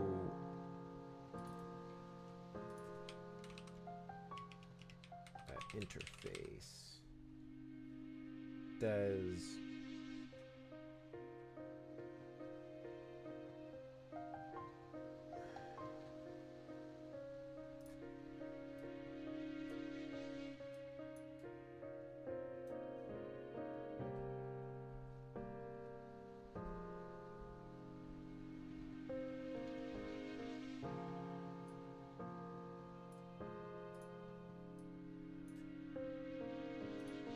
this here's going to be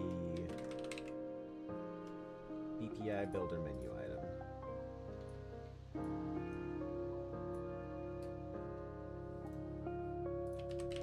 Branch you on that if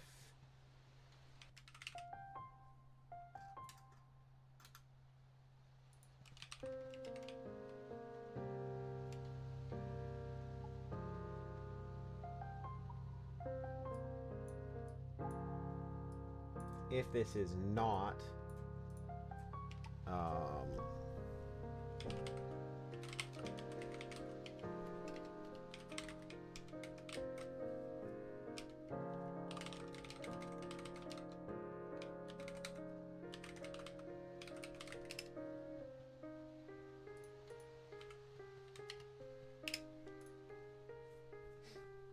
that's it. We'll do the log there.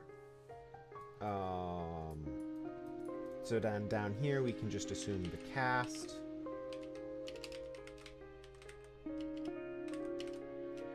BPI builder menu item. Bup. Bup. Do that.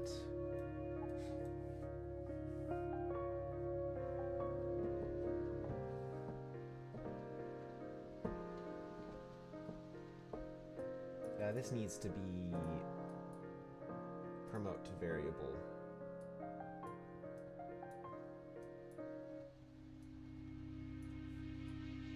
That's going to be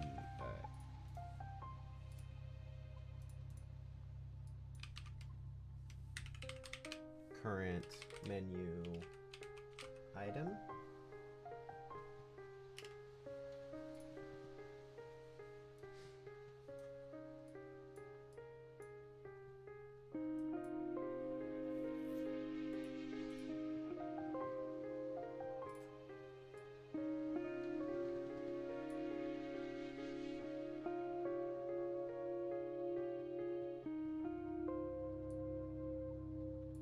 Also, this needs to promote to variable.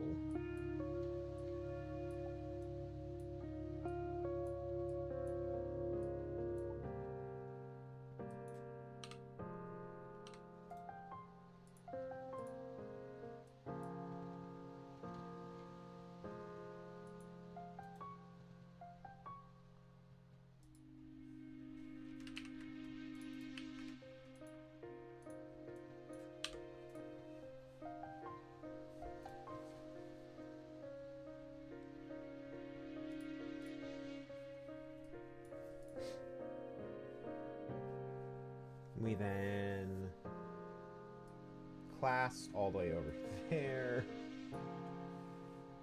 Our next thing is that we want to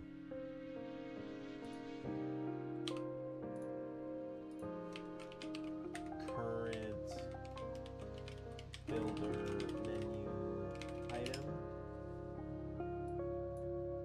get class BPI set name.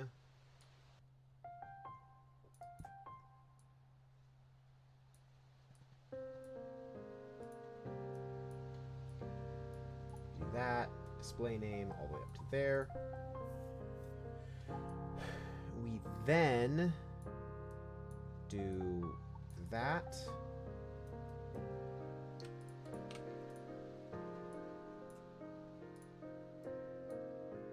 That.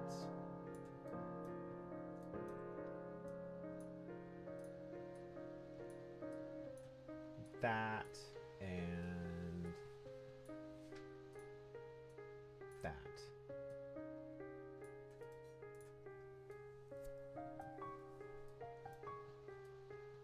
And then when that's done, we do it again for each array element. Yeah.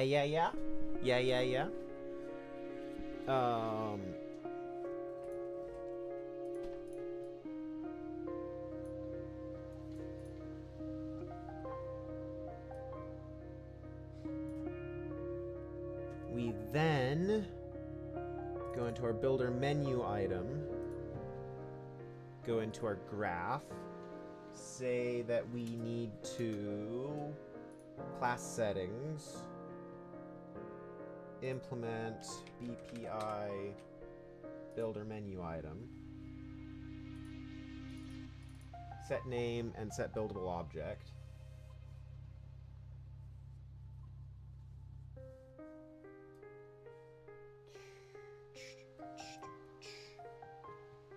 This should be a class reference instead of a soft reference.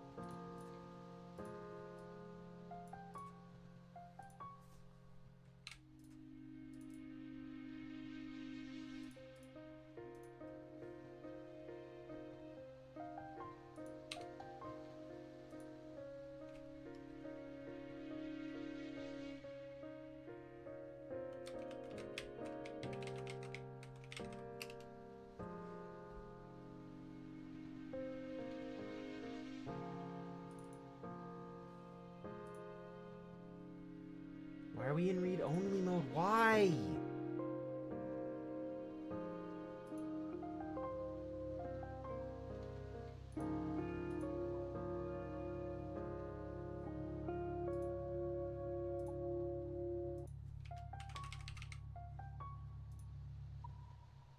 Object class reference, and this here is going to be class to construct.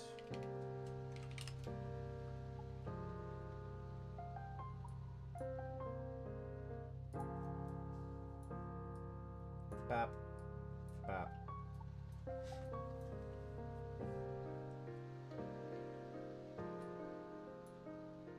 Set. Bap.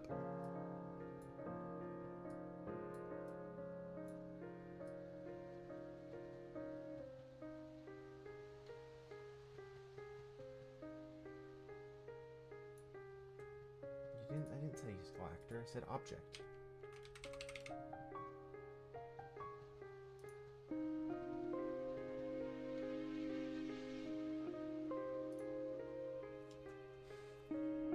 Okay.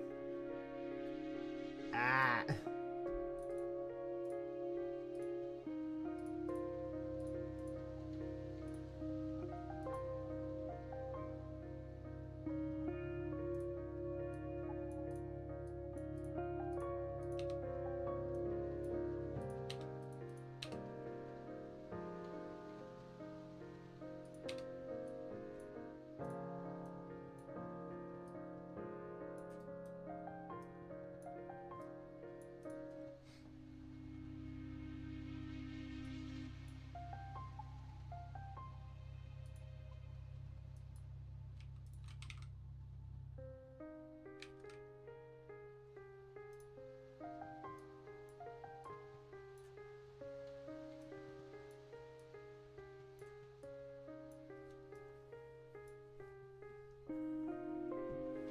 Okay.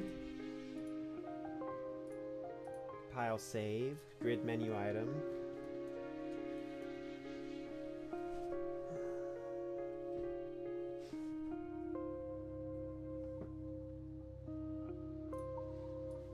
Let's pull up our linear menu item and do the same thing.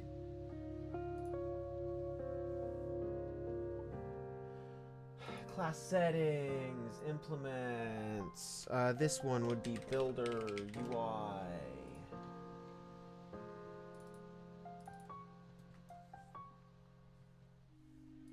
Variables, compiles, designer, U is variable, menu box,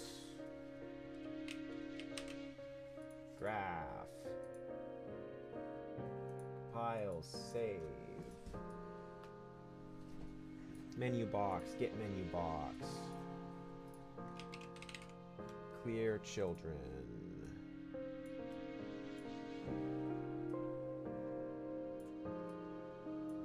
Okay. Save.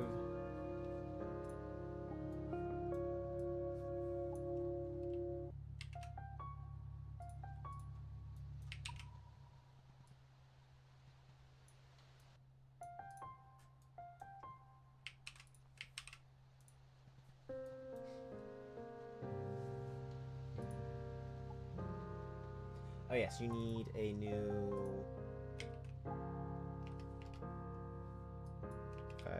user widget, class reference,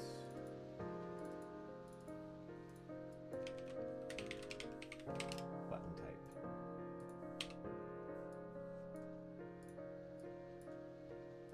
Cool.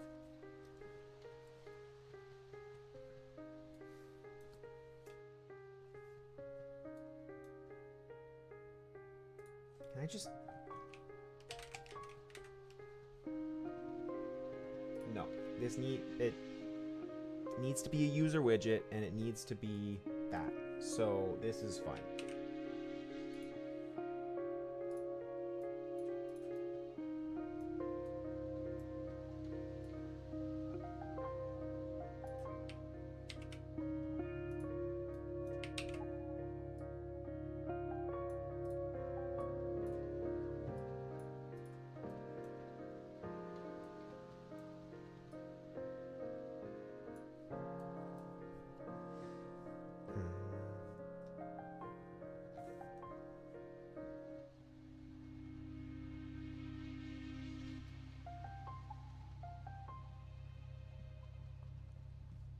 Okay.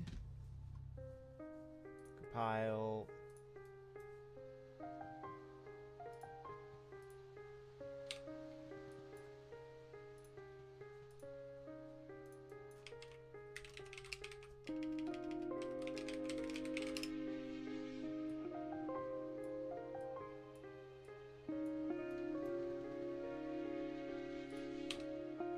It's not what I said. I said this.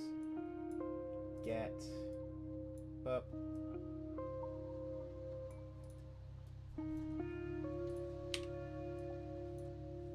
Promote to variable. This one is current builder menu item.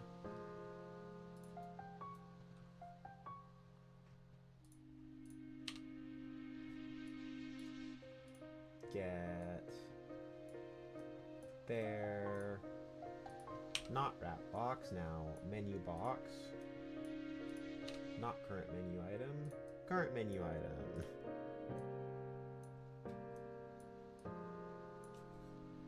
Compile.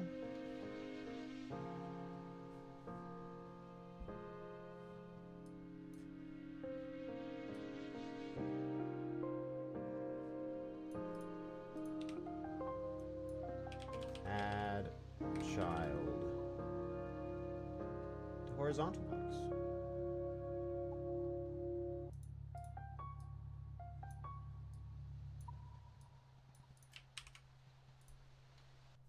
Compile, save, close, close, run. If this works, heck yeah!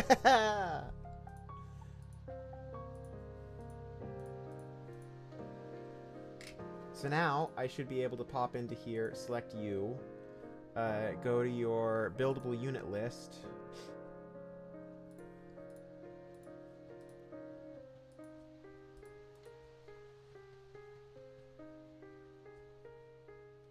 Oh, I see.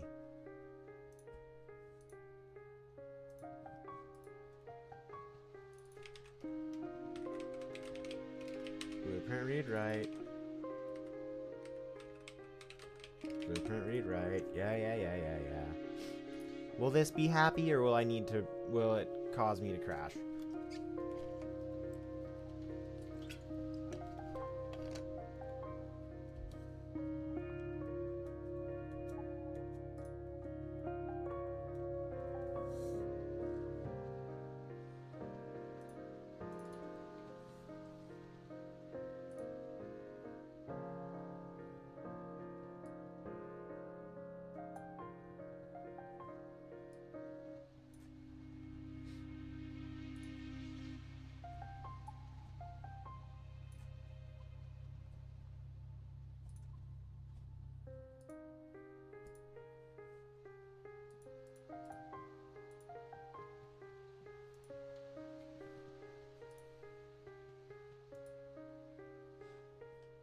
I'm really confused.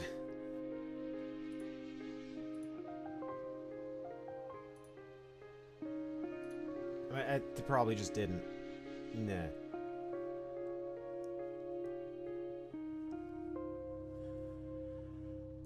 Okay. So if this works, then we should be able to set that font.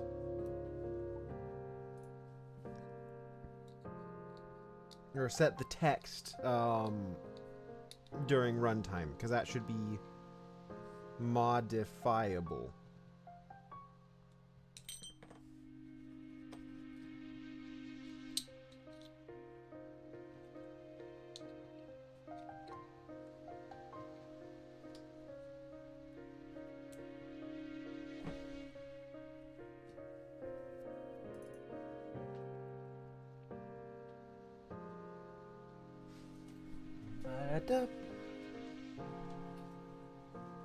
Buildable unit list.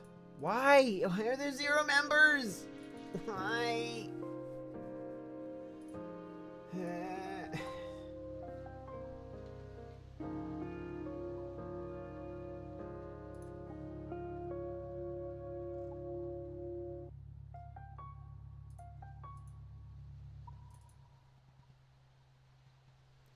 Edit anywhere. Let's do...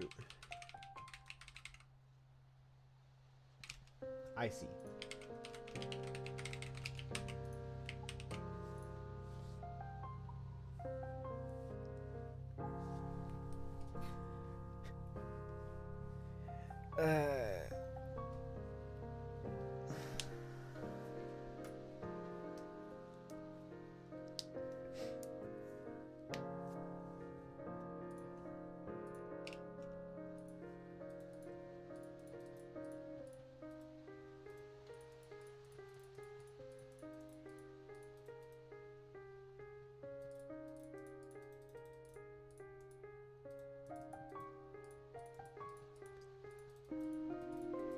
Okay. If this all works out, then I'm doing some verification here. Bup, bup, bup. Bup, bup. Ba-dup, bup. Ba-dup, ba-dup, bup, bup, bup, ba-dup.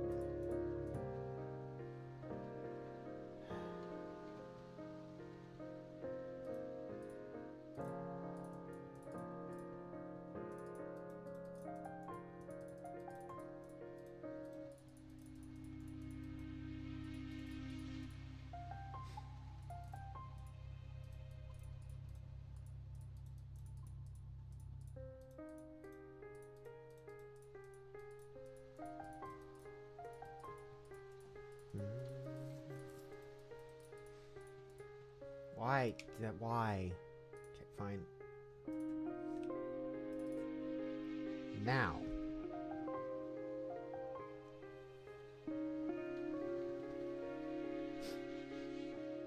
Buildable unit list. There we go. This class is going to be BP example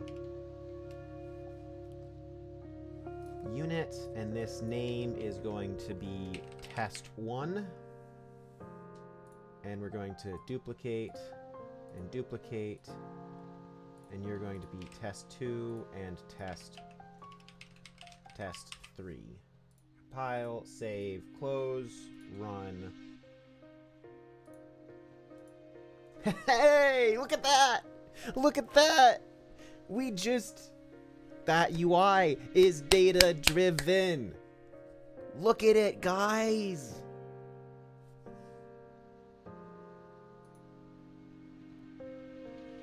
Doesn't do anything yet. I don't know if I was even able to click on it, but that's data-driven.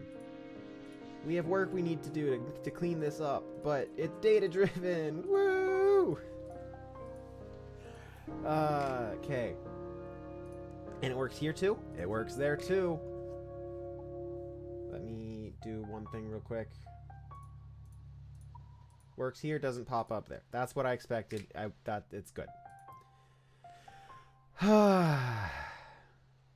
Menu items.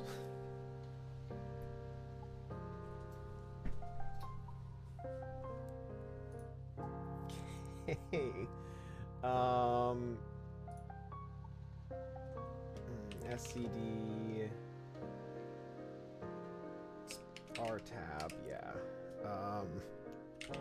Get K, get K. What all have we changed? Got a bunch of U assets. Buildable unit now has display and hide UI. Buildable unit list.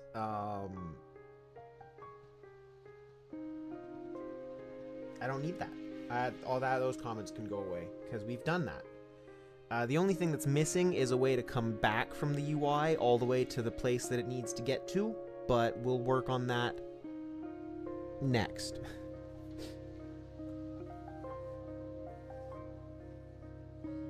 Builder.h. This is better. It takes in an iBuildable. Or it takes in an iBuildable. We've got Builder UI, which hooks up those functions, or allows us to hook up those functions through blueprints. We have our buildable struct, which is a class and a display name. Eventually, that will need to include cost.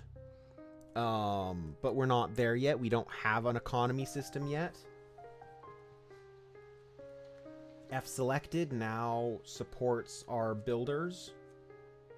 There's some more work that needs to be done in here, because right now we just blindly display the UI. The correct outcome would be that the UI only displays for units you have control over.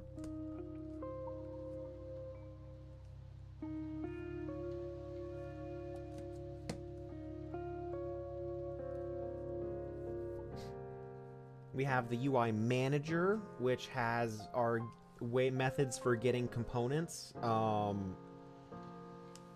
which is how we are hiding and displaying.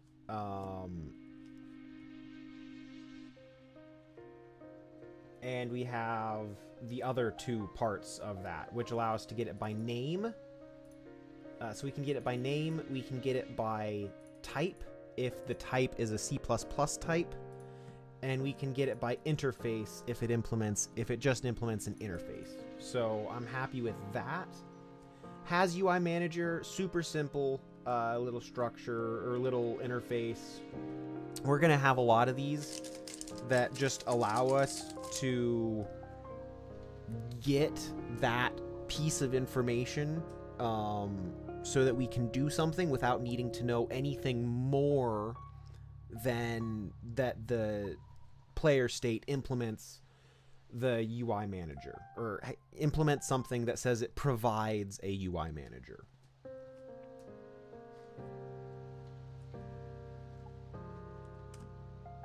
Yeah, I'm happy with that. Can get add dot, get commit, initial, building UI in place. Okay. I think that deserves a slight break. The next thing to work on, like I said, is going to be to move, or to allow that code to come, the click to come all the way back.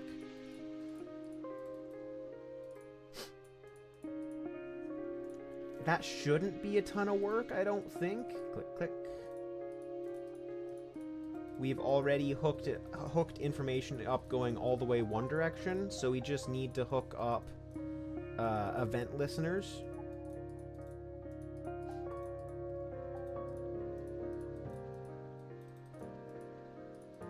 Go in the other direction. Yeah, yeah. Yeah, yeah. I don't know how well this is gonna work passing through the side of blueprints. I'm actually kind of worried about that because my way to hook up events in C++ using through interfaces is already pretty. I think it's solid, but it's pretty jank. Like it's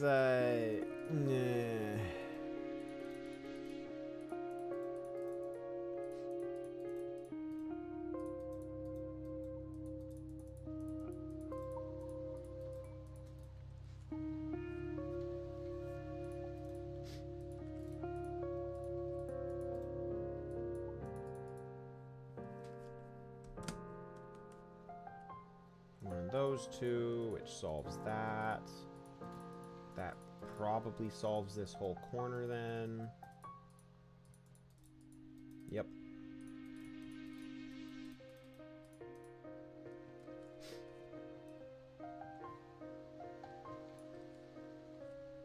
One in those two, which means that there's one in those three. Which means there's one in those two, and there's one in those two, which means it can't be there. Heck yeah! Collect.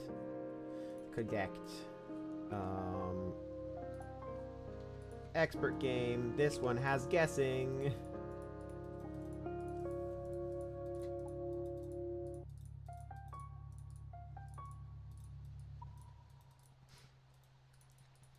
So I am honestly, I'm not certain how well this is gonna be able to work.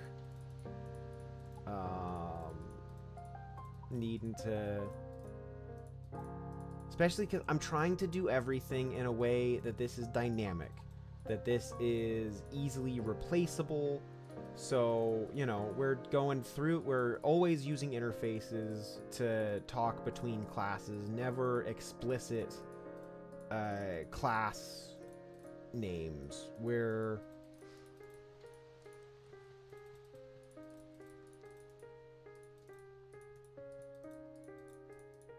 We're avoiding as much explicit linkage as we can, because each explicit linkage is something that is harder.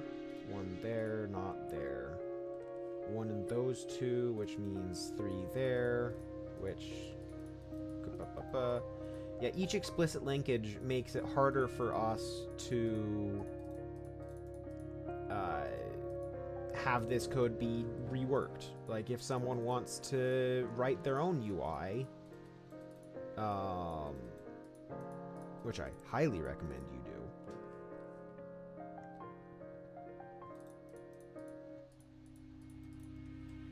There we go. There's our expert win. 10 intermediate games. Wow. Thanks, RNGesus.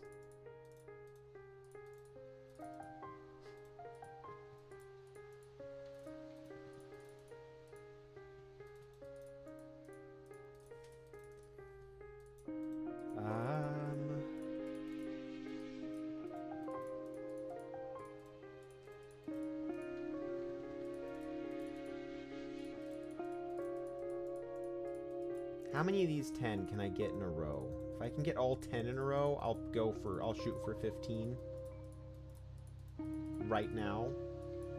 If I can't get all 10 in a row,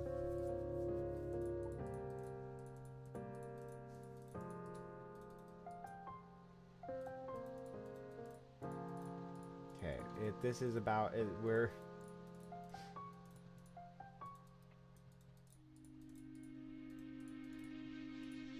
slow down, no mistakes.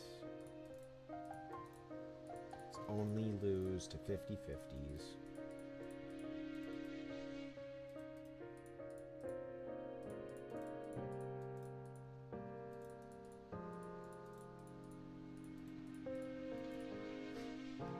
Two. Or starting. Only lose to 50-50s or the start is the...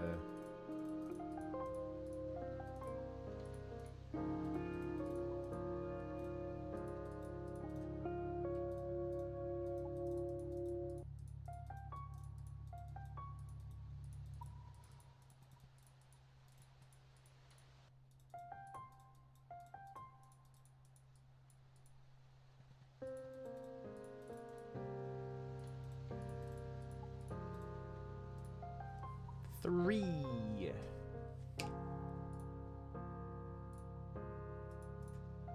Okay. We're not going for 15.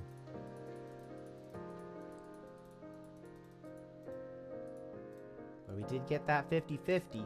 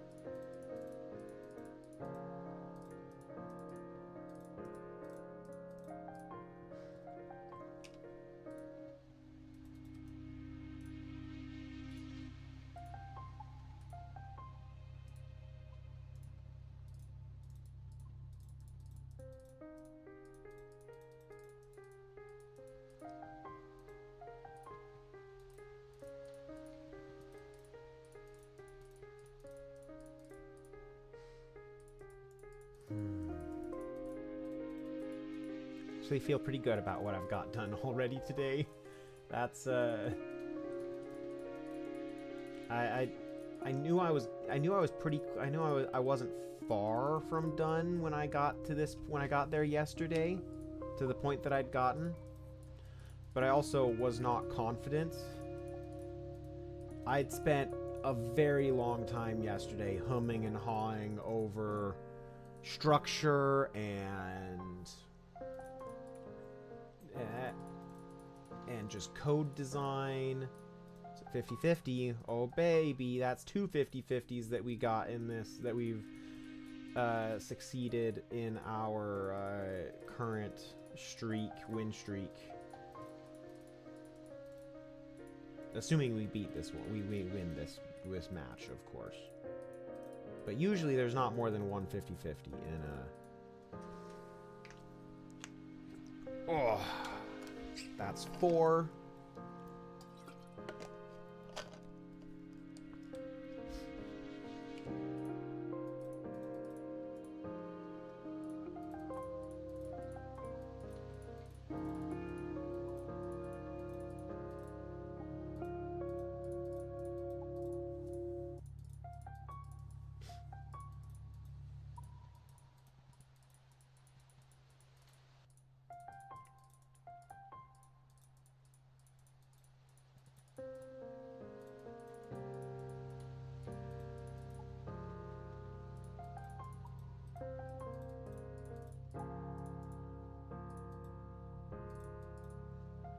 That's 5.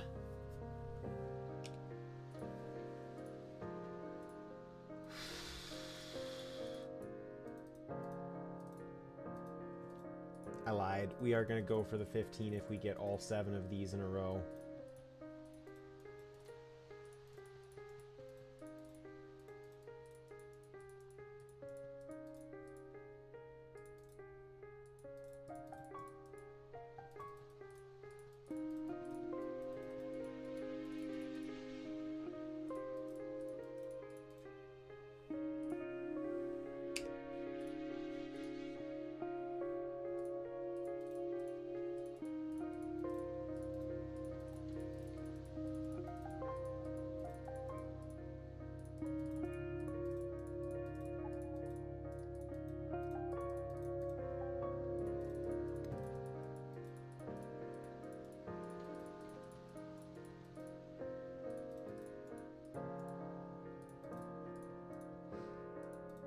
So I learned to play Minesweeper on Windows 7 Minesweeper, the one that was built into Windows.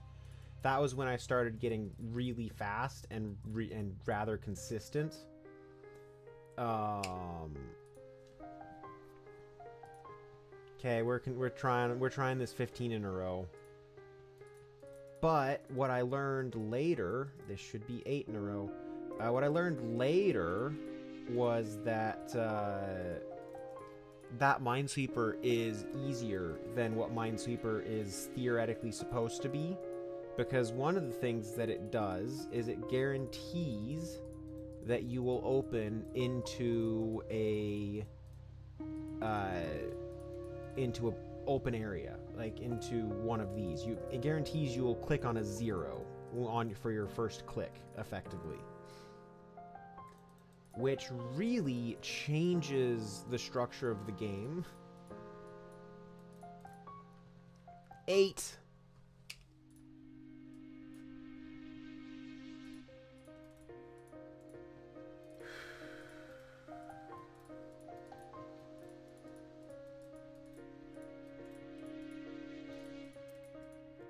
And if nothing else, at an absolute minimum, it makes it easier for you to start.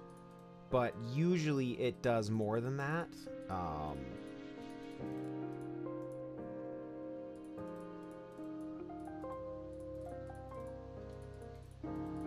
It often ends up giving you a lot of information. 9?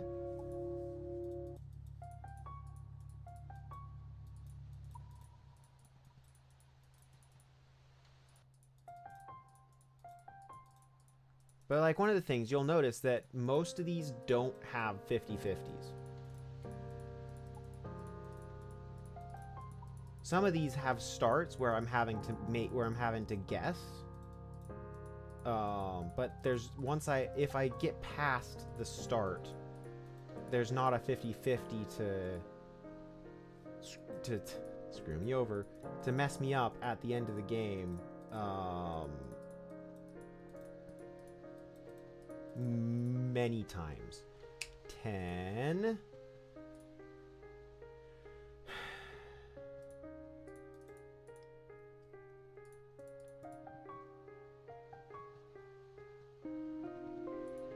Yeah, there we go. Okay.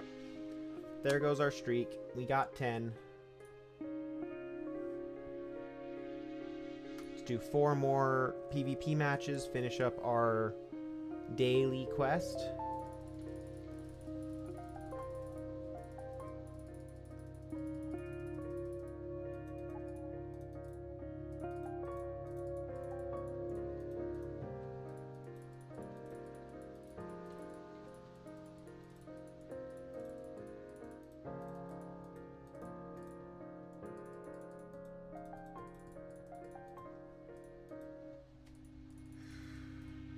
Whoa, baby.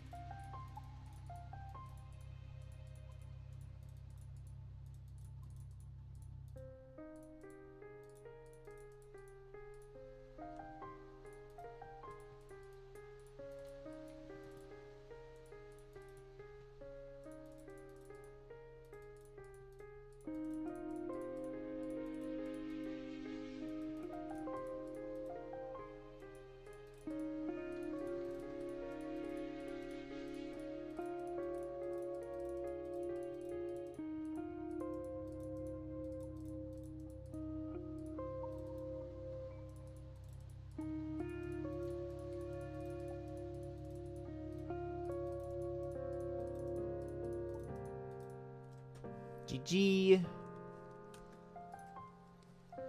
GG.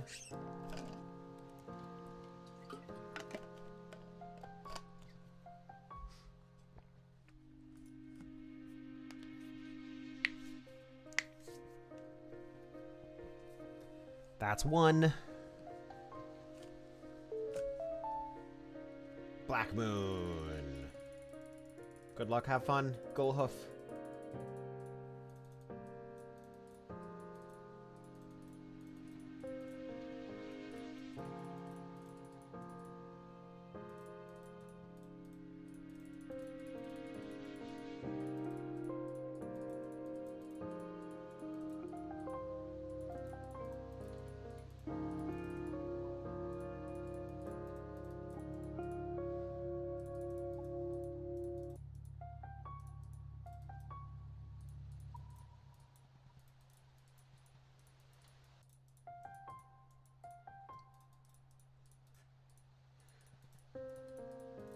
mistake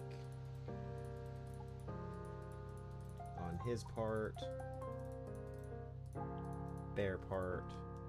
Another mistake on their part. Okay, that can calm down a little bit now, brain.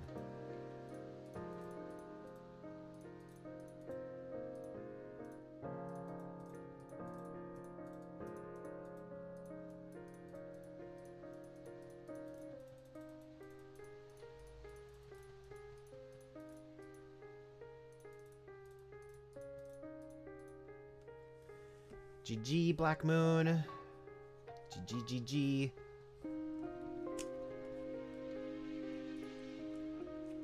$183.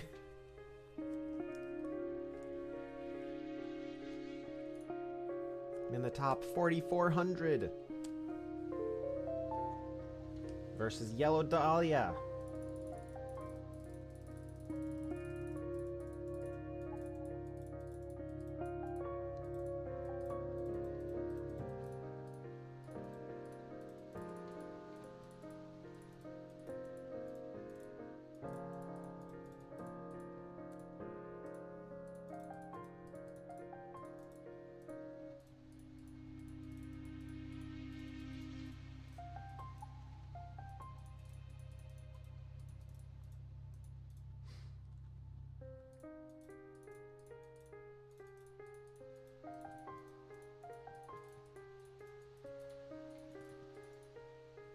That was a mistake.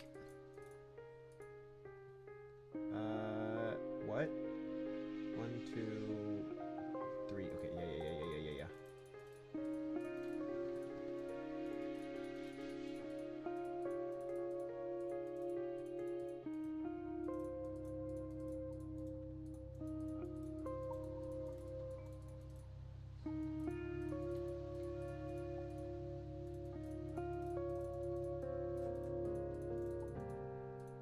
Bottom right corner, bottom right, bottom right, bottom right, bottom right, bottom right. Bottom right, bottom right, bottom right. Bottom right, bottom right, bottom right. Bottom right, bottom right, bottom right, bottom right, bottom right. Wasn't mine. Okay. GG. GG Dahlia. That's 3. 193. That puts almost in the FOP 4,400.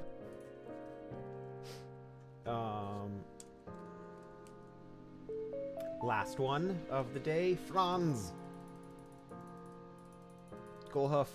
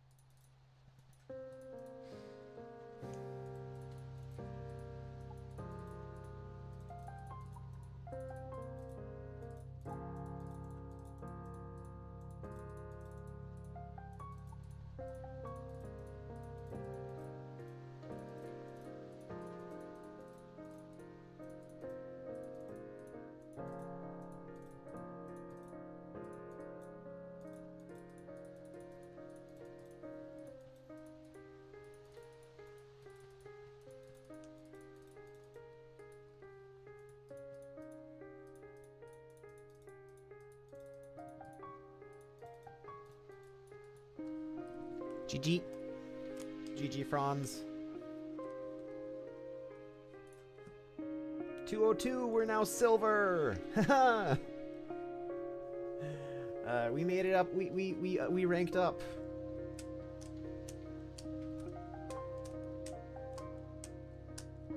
Okay. I'm gonna take a quick break here.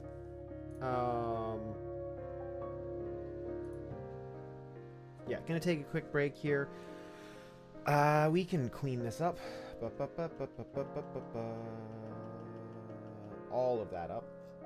Pull up in our scratch one. We have a No, we do not have a radial. We have a linear. We have a grid. We have a menu item. Our building UI is not quite done working, or done in place. Our buildable units are data-driven. Look at that!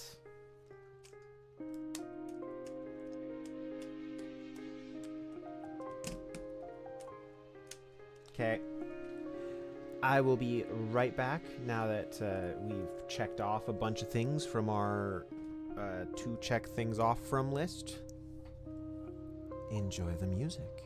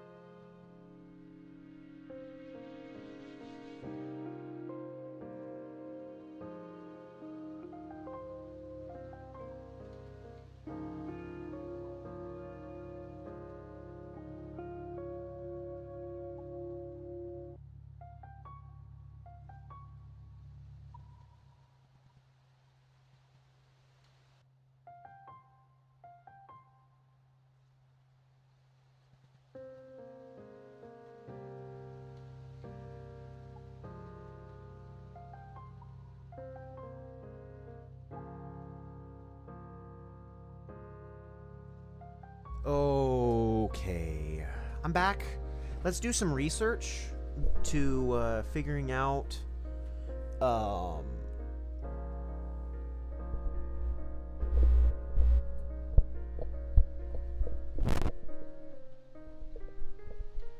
let's do some sorry about that. Let's do some research into figuring out what it's gonna take to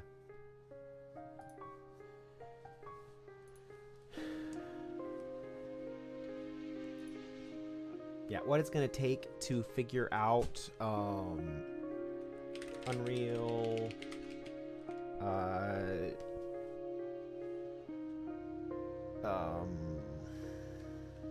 hook, like button, click, back, like Unreal,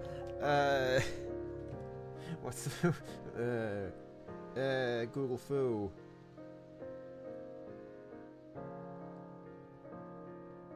It's Google Foo time.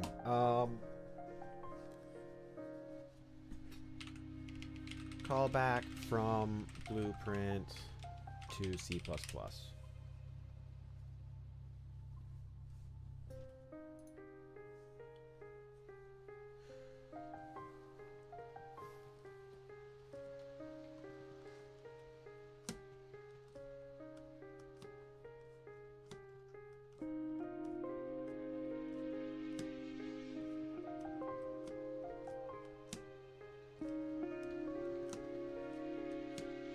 Create an event dispatcher, put the bind event node within the function.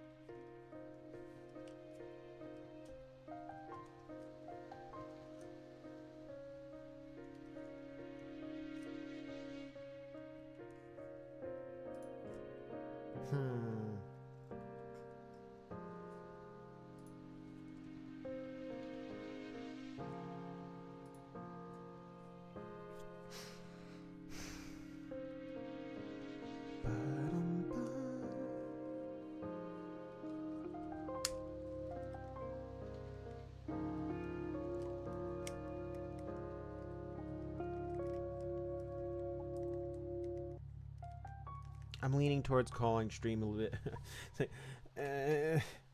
I'm starting to get back into a point of like, I'm starting to feel like I probably should call stream early today and work on understanding this off stream, because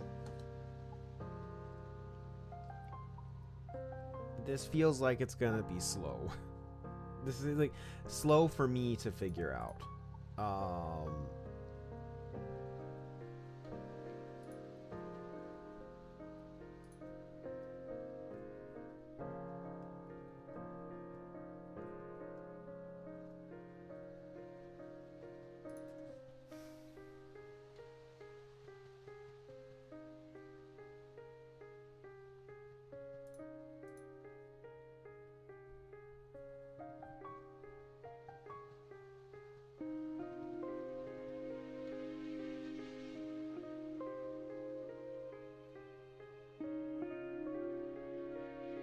I'm not gonna call stream early because I want to do this arena ticket. So let's do an arena ticket.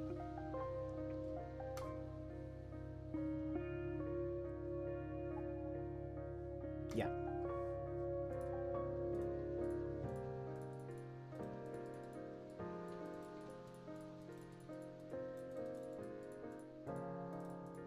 This is serious times, so don't mind me. We're just gonna spend an hour playing Minesweeper. No biggie. Hopefully not an entire hour. Yeah, it is only it's a 50-minute ticket. Hopefully I'm sub 2 minutes average for my 25 wins.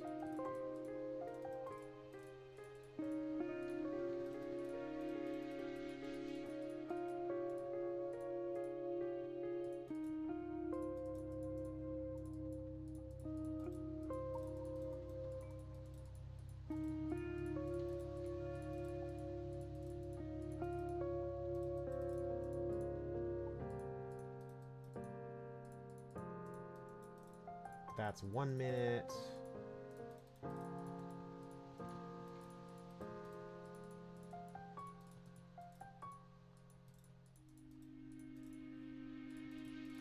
$120.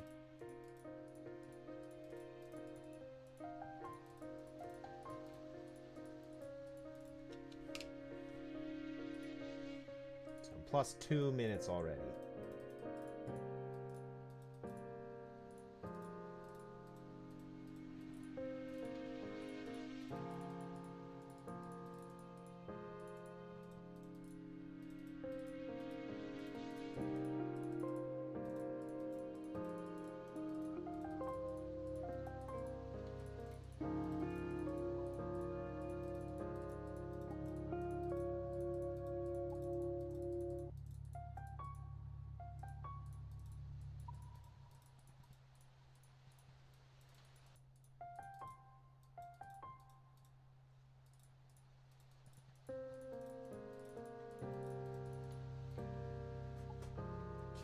Not there.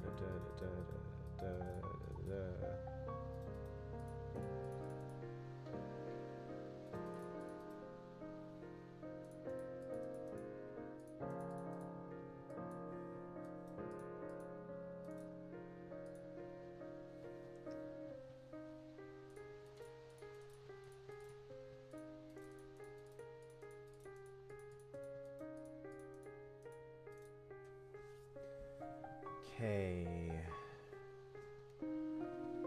3 left, which means they're all there. All around you. 2.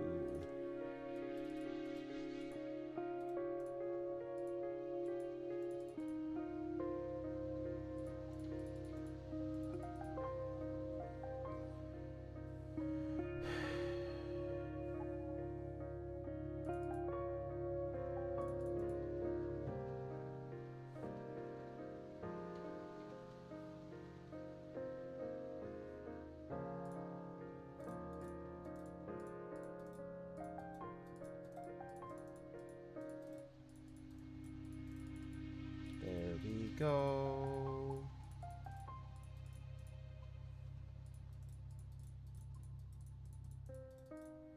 Cool. Hopefully that's the hardest part of this level, of this board. Up, up, up.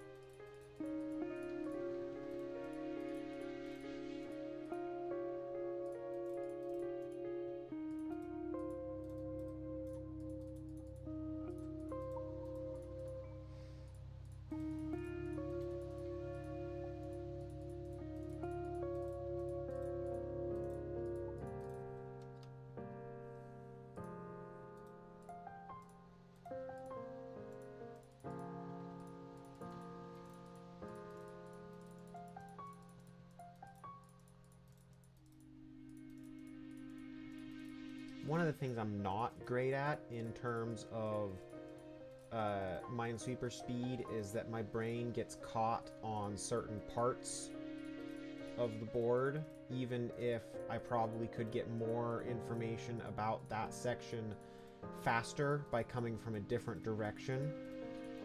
I feel like I need to solve it from the direction I first come at it from. Which is not always the correct thing to do in terms of speed power.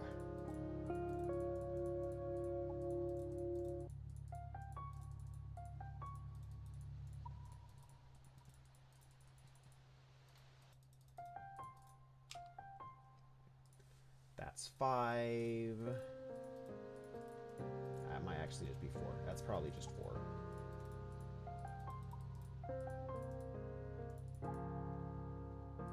There, and 1 there, not there, not there.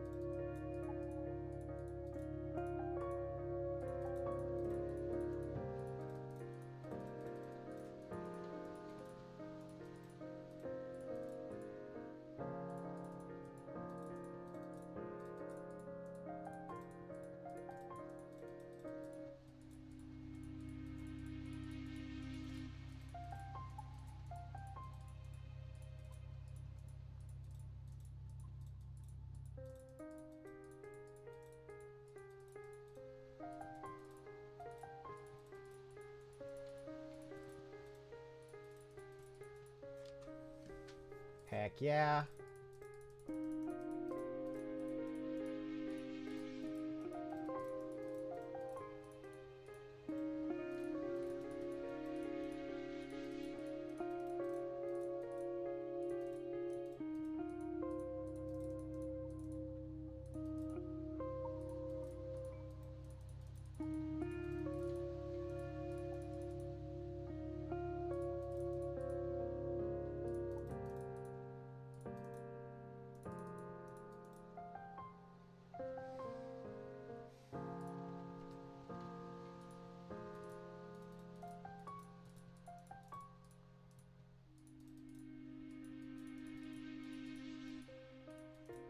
So this is no guessing, which means that technically I shouldn't have to ever be guessing, but there was a bad guess right there.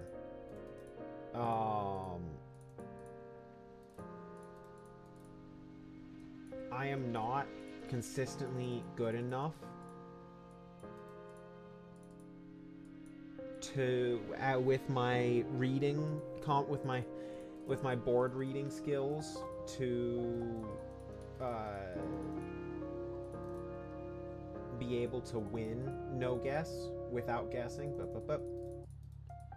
because it allows for some pretty obscure pattern combinations.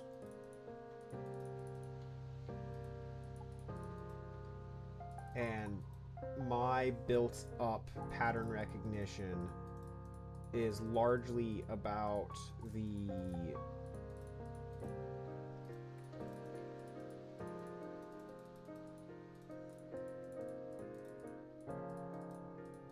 I'm much more consistent with first and second level patterns. How do I describe that? I see patterns that are defaults, so like 1 in a corner, 1 2 1, 1 2 2 1, 2 3 2, you know, those kinds of patterns. And then I see one step above those, which is this has become a first level pattern. I didn't click that. This item has become a first level pattern because of the mines that are already there. I'm not as good about conceptual patterns where you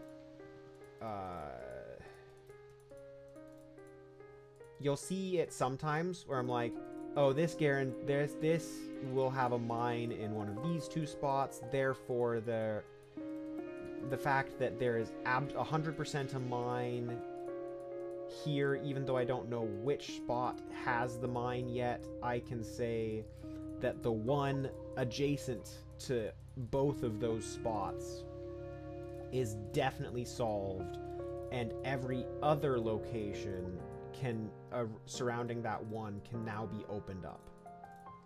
You know, that is like a first level conceptual pattern beyond the direct patterns. So when you get past that very simple of those, I stop being good at them.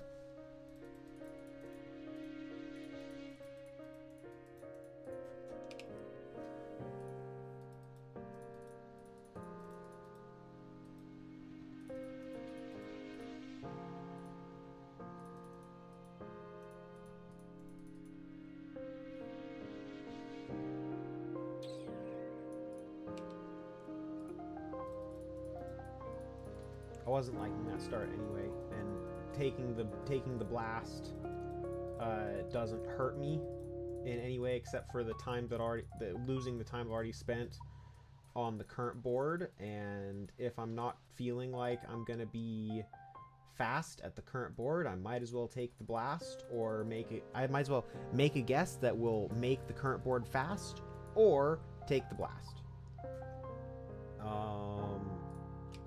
That was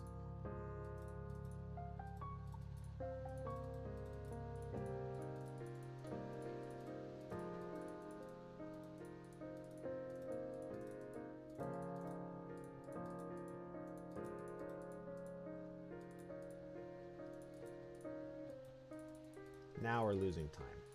I mean, we've been losing time, but now I feel like I'm losing time.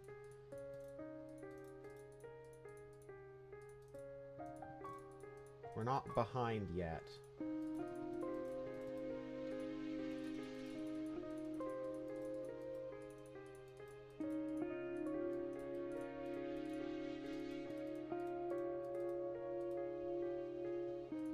And with any luck, we won't end up behind. There's one of those two, and there's one of those two, which means there can't be one there. There's...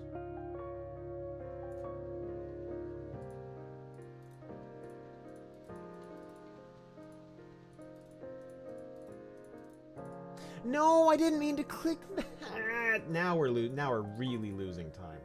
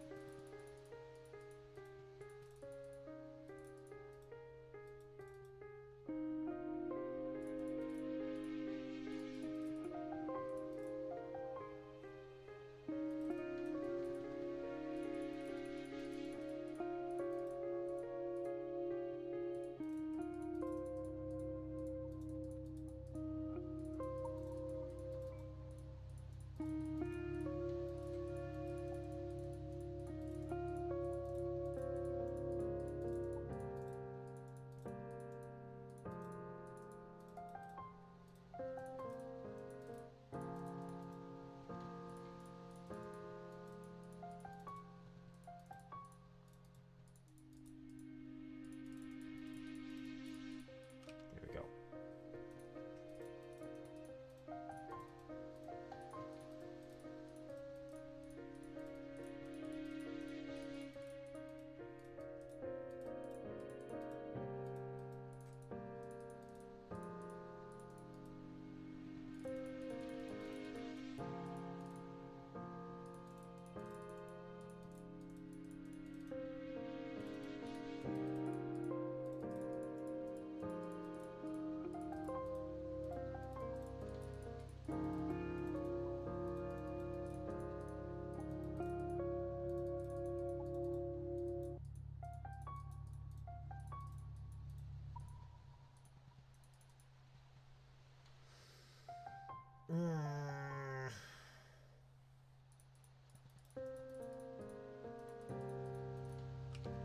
There we go. We were a couple seconds behind there. Clean this corner. Ba-ba-ba.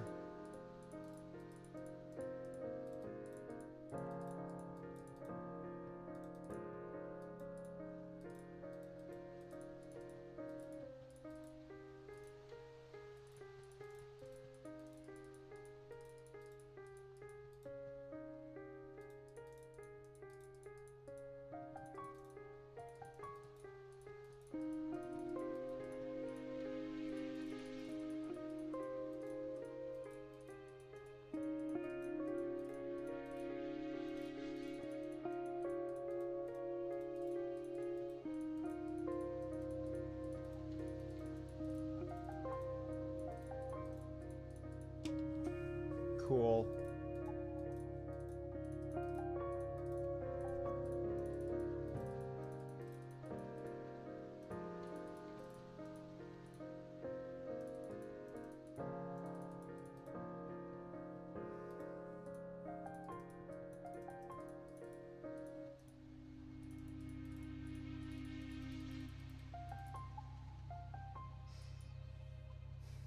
One in those two, which means there's one in those two.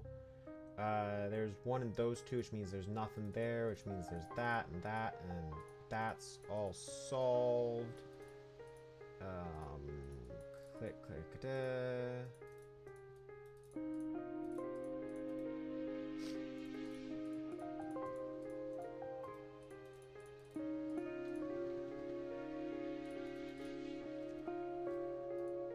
No, that's not guaranteed.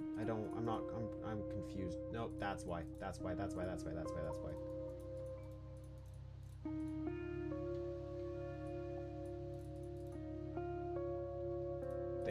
not there, not there.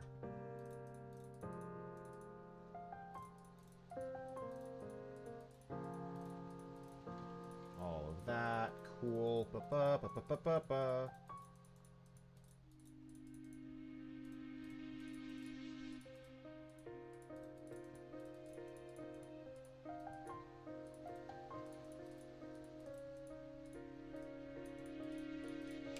Heck yeah, 3 minutes.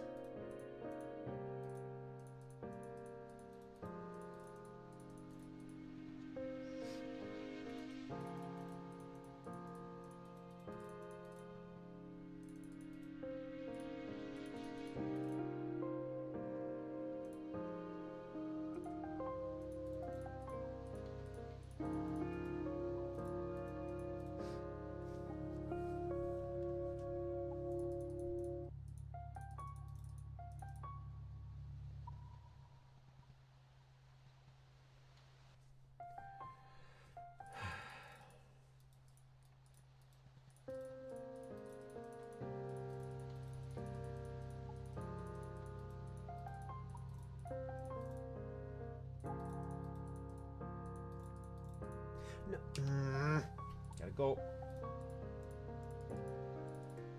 Gotta go fast.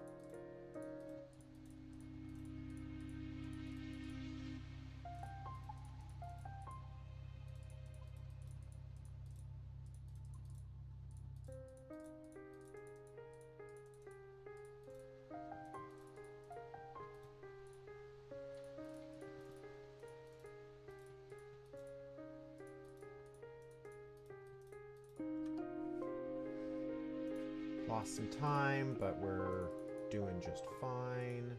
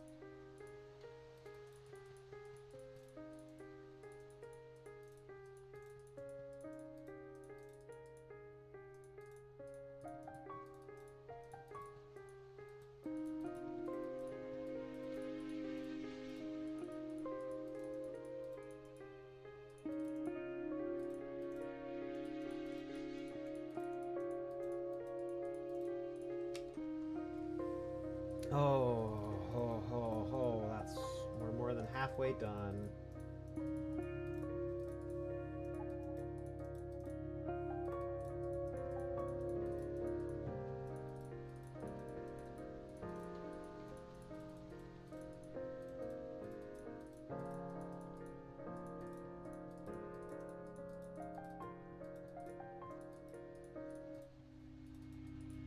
That was a mistake. Not there, not...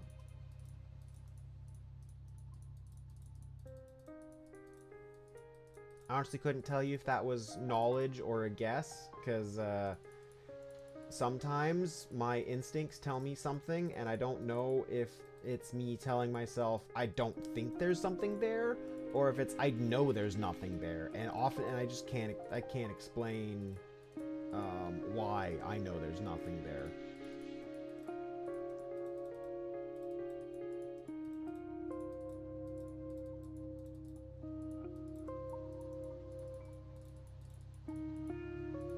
Pattern recognition.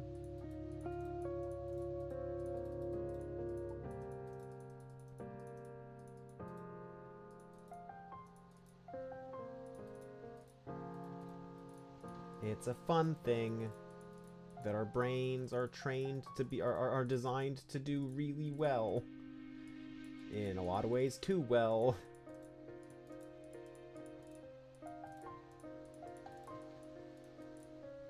We are pattern recognition machines.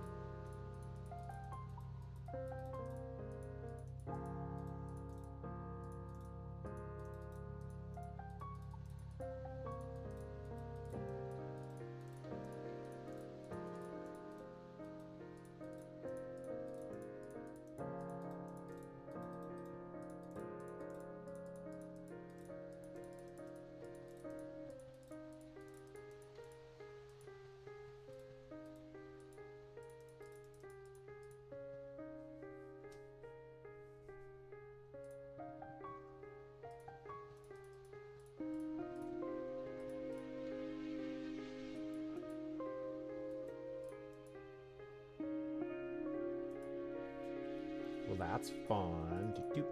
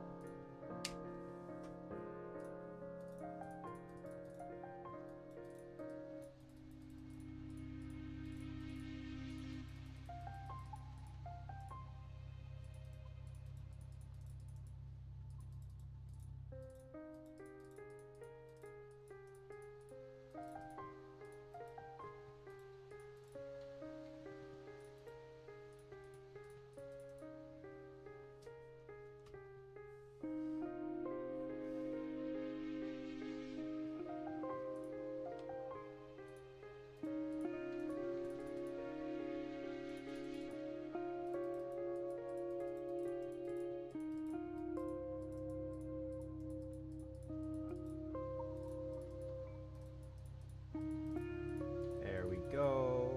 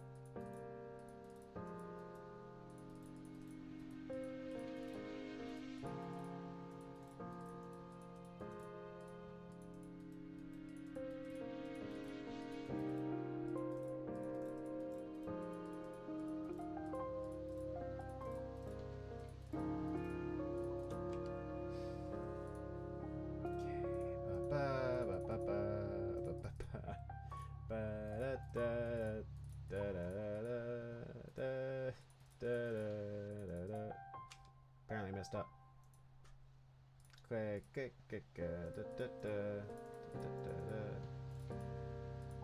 Feel like changing the music, but I can't change the music because I don't want to stop. I can't change my focus.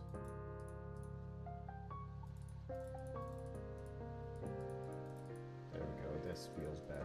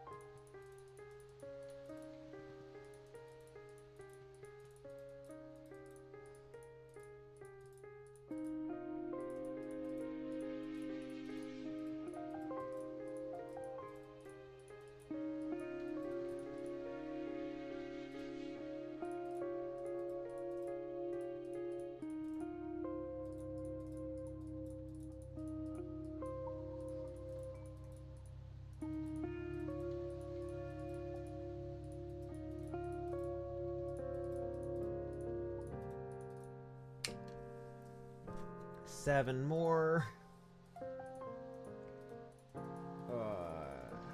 This is where the fatigue starts to set in. Mental fatigue. When doing 25 back to back.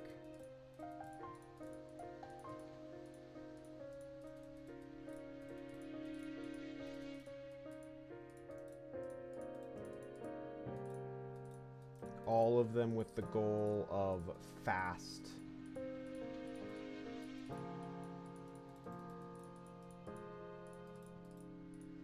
I can play a lot of Minesweeper, but I don't play a lot of Minesweeper with just the goal being fast, usually.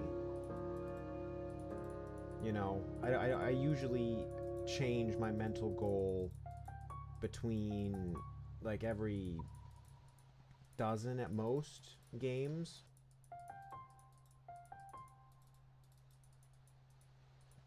Or I might be going for something like Win Streak, which leads to a very slow, methodical playstyle.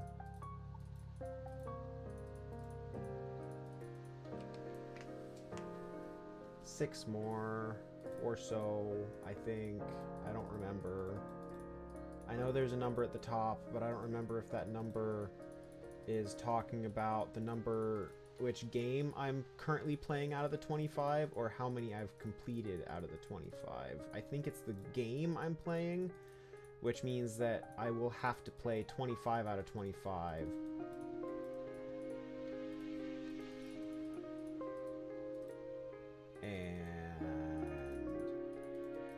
That would mean one more game than 6. I think it's a hub and post. It's a spoke and post and gap problem for my brain. It's like I don't remember.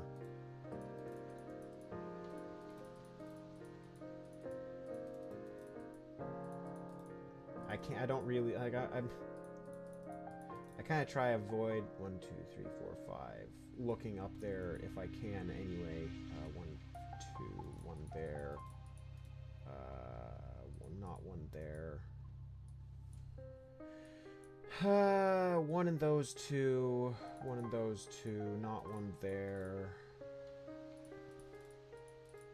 Heck yeah.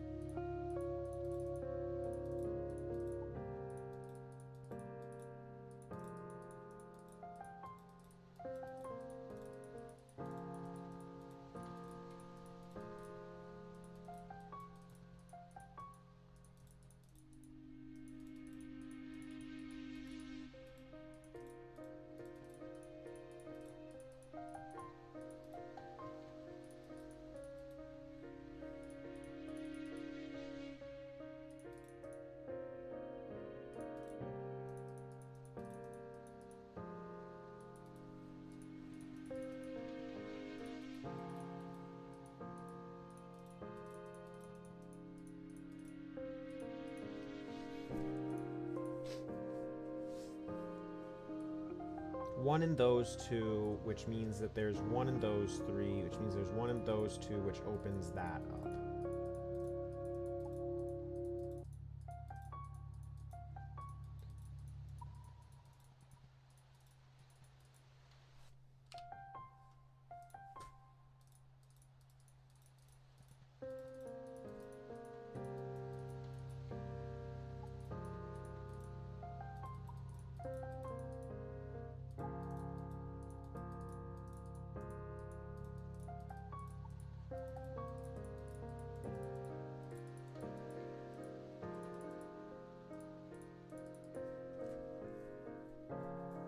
I don't like that corner. We'll come back to it later.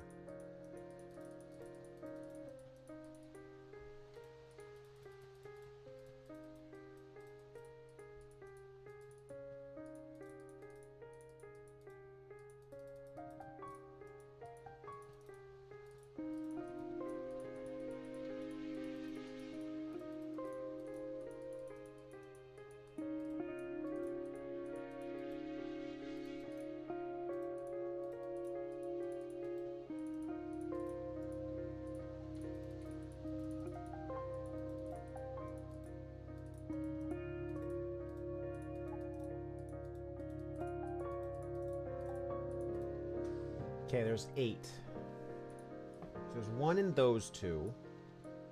There's 1 there. So the big thing I know is there's 1 there. Which means I think there has to be 1 there.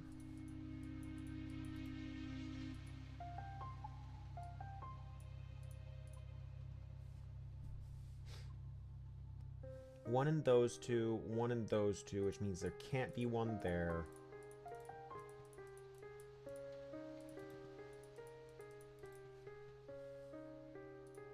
Which makes that one.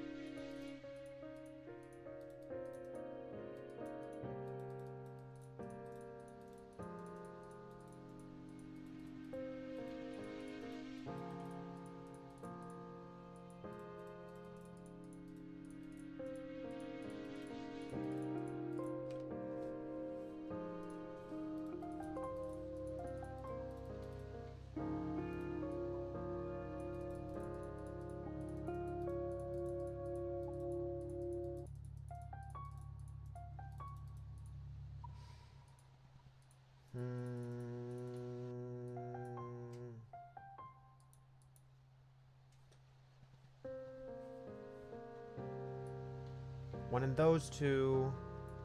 Which means there's one in those two. One in those two, which means there's one in the... So there and there, or there and there.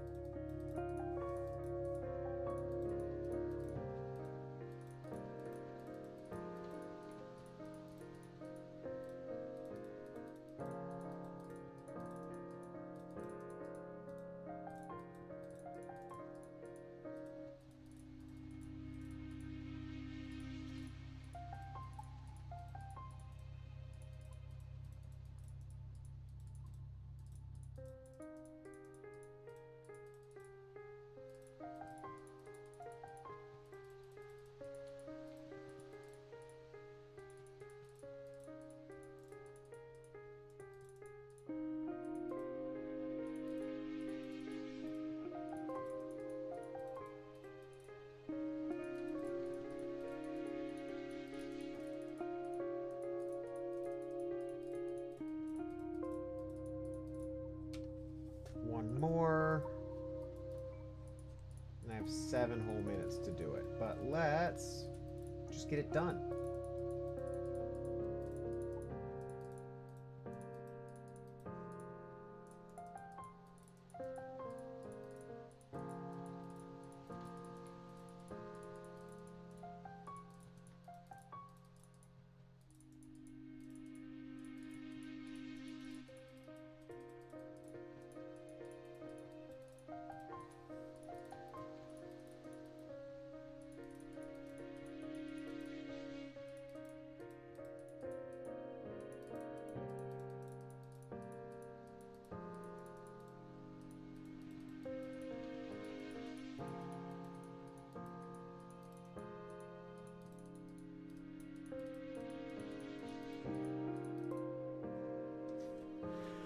Ah, 6 minutes and 58 seconds faster than the goal time.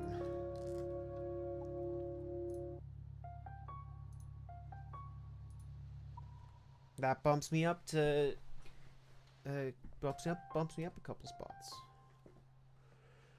Okay.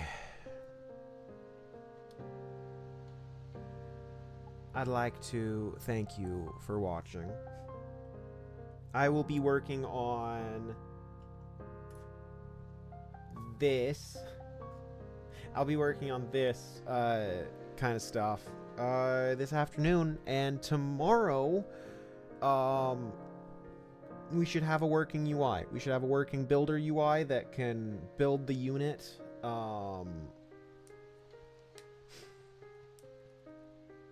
Yeah. I suppose the next step is to be able to build buildings, which means we need to get buildings, but that also means we need to figure out our ghost building procedure, our building ghost stuff. So we will be working on that probably tomorrow, I think. But first, tonight, we are playing Far Cry 3 for a bit of a change of pace. Leaving behind, we did a puzzle game, and we played pinball for a stream. Let's play a shooter for a while. So yeah.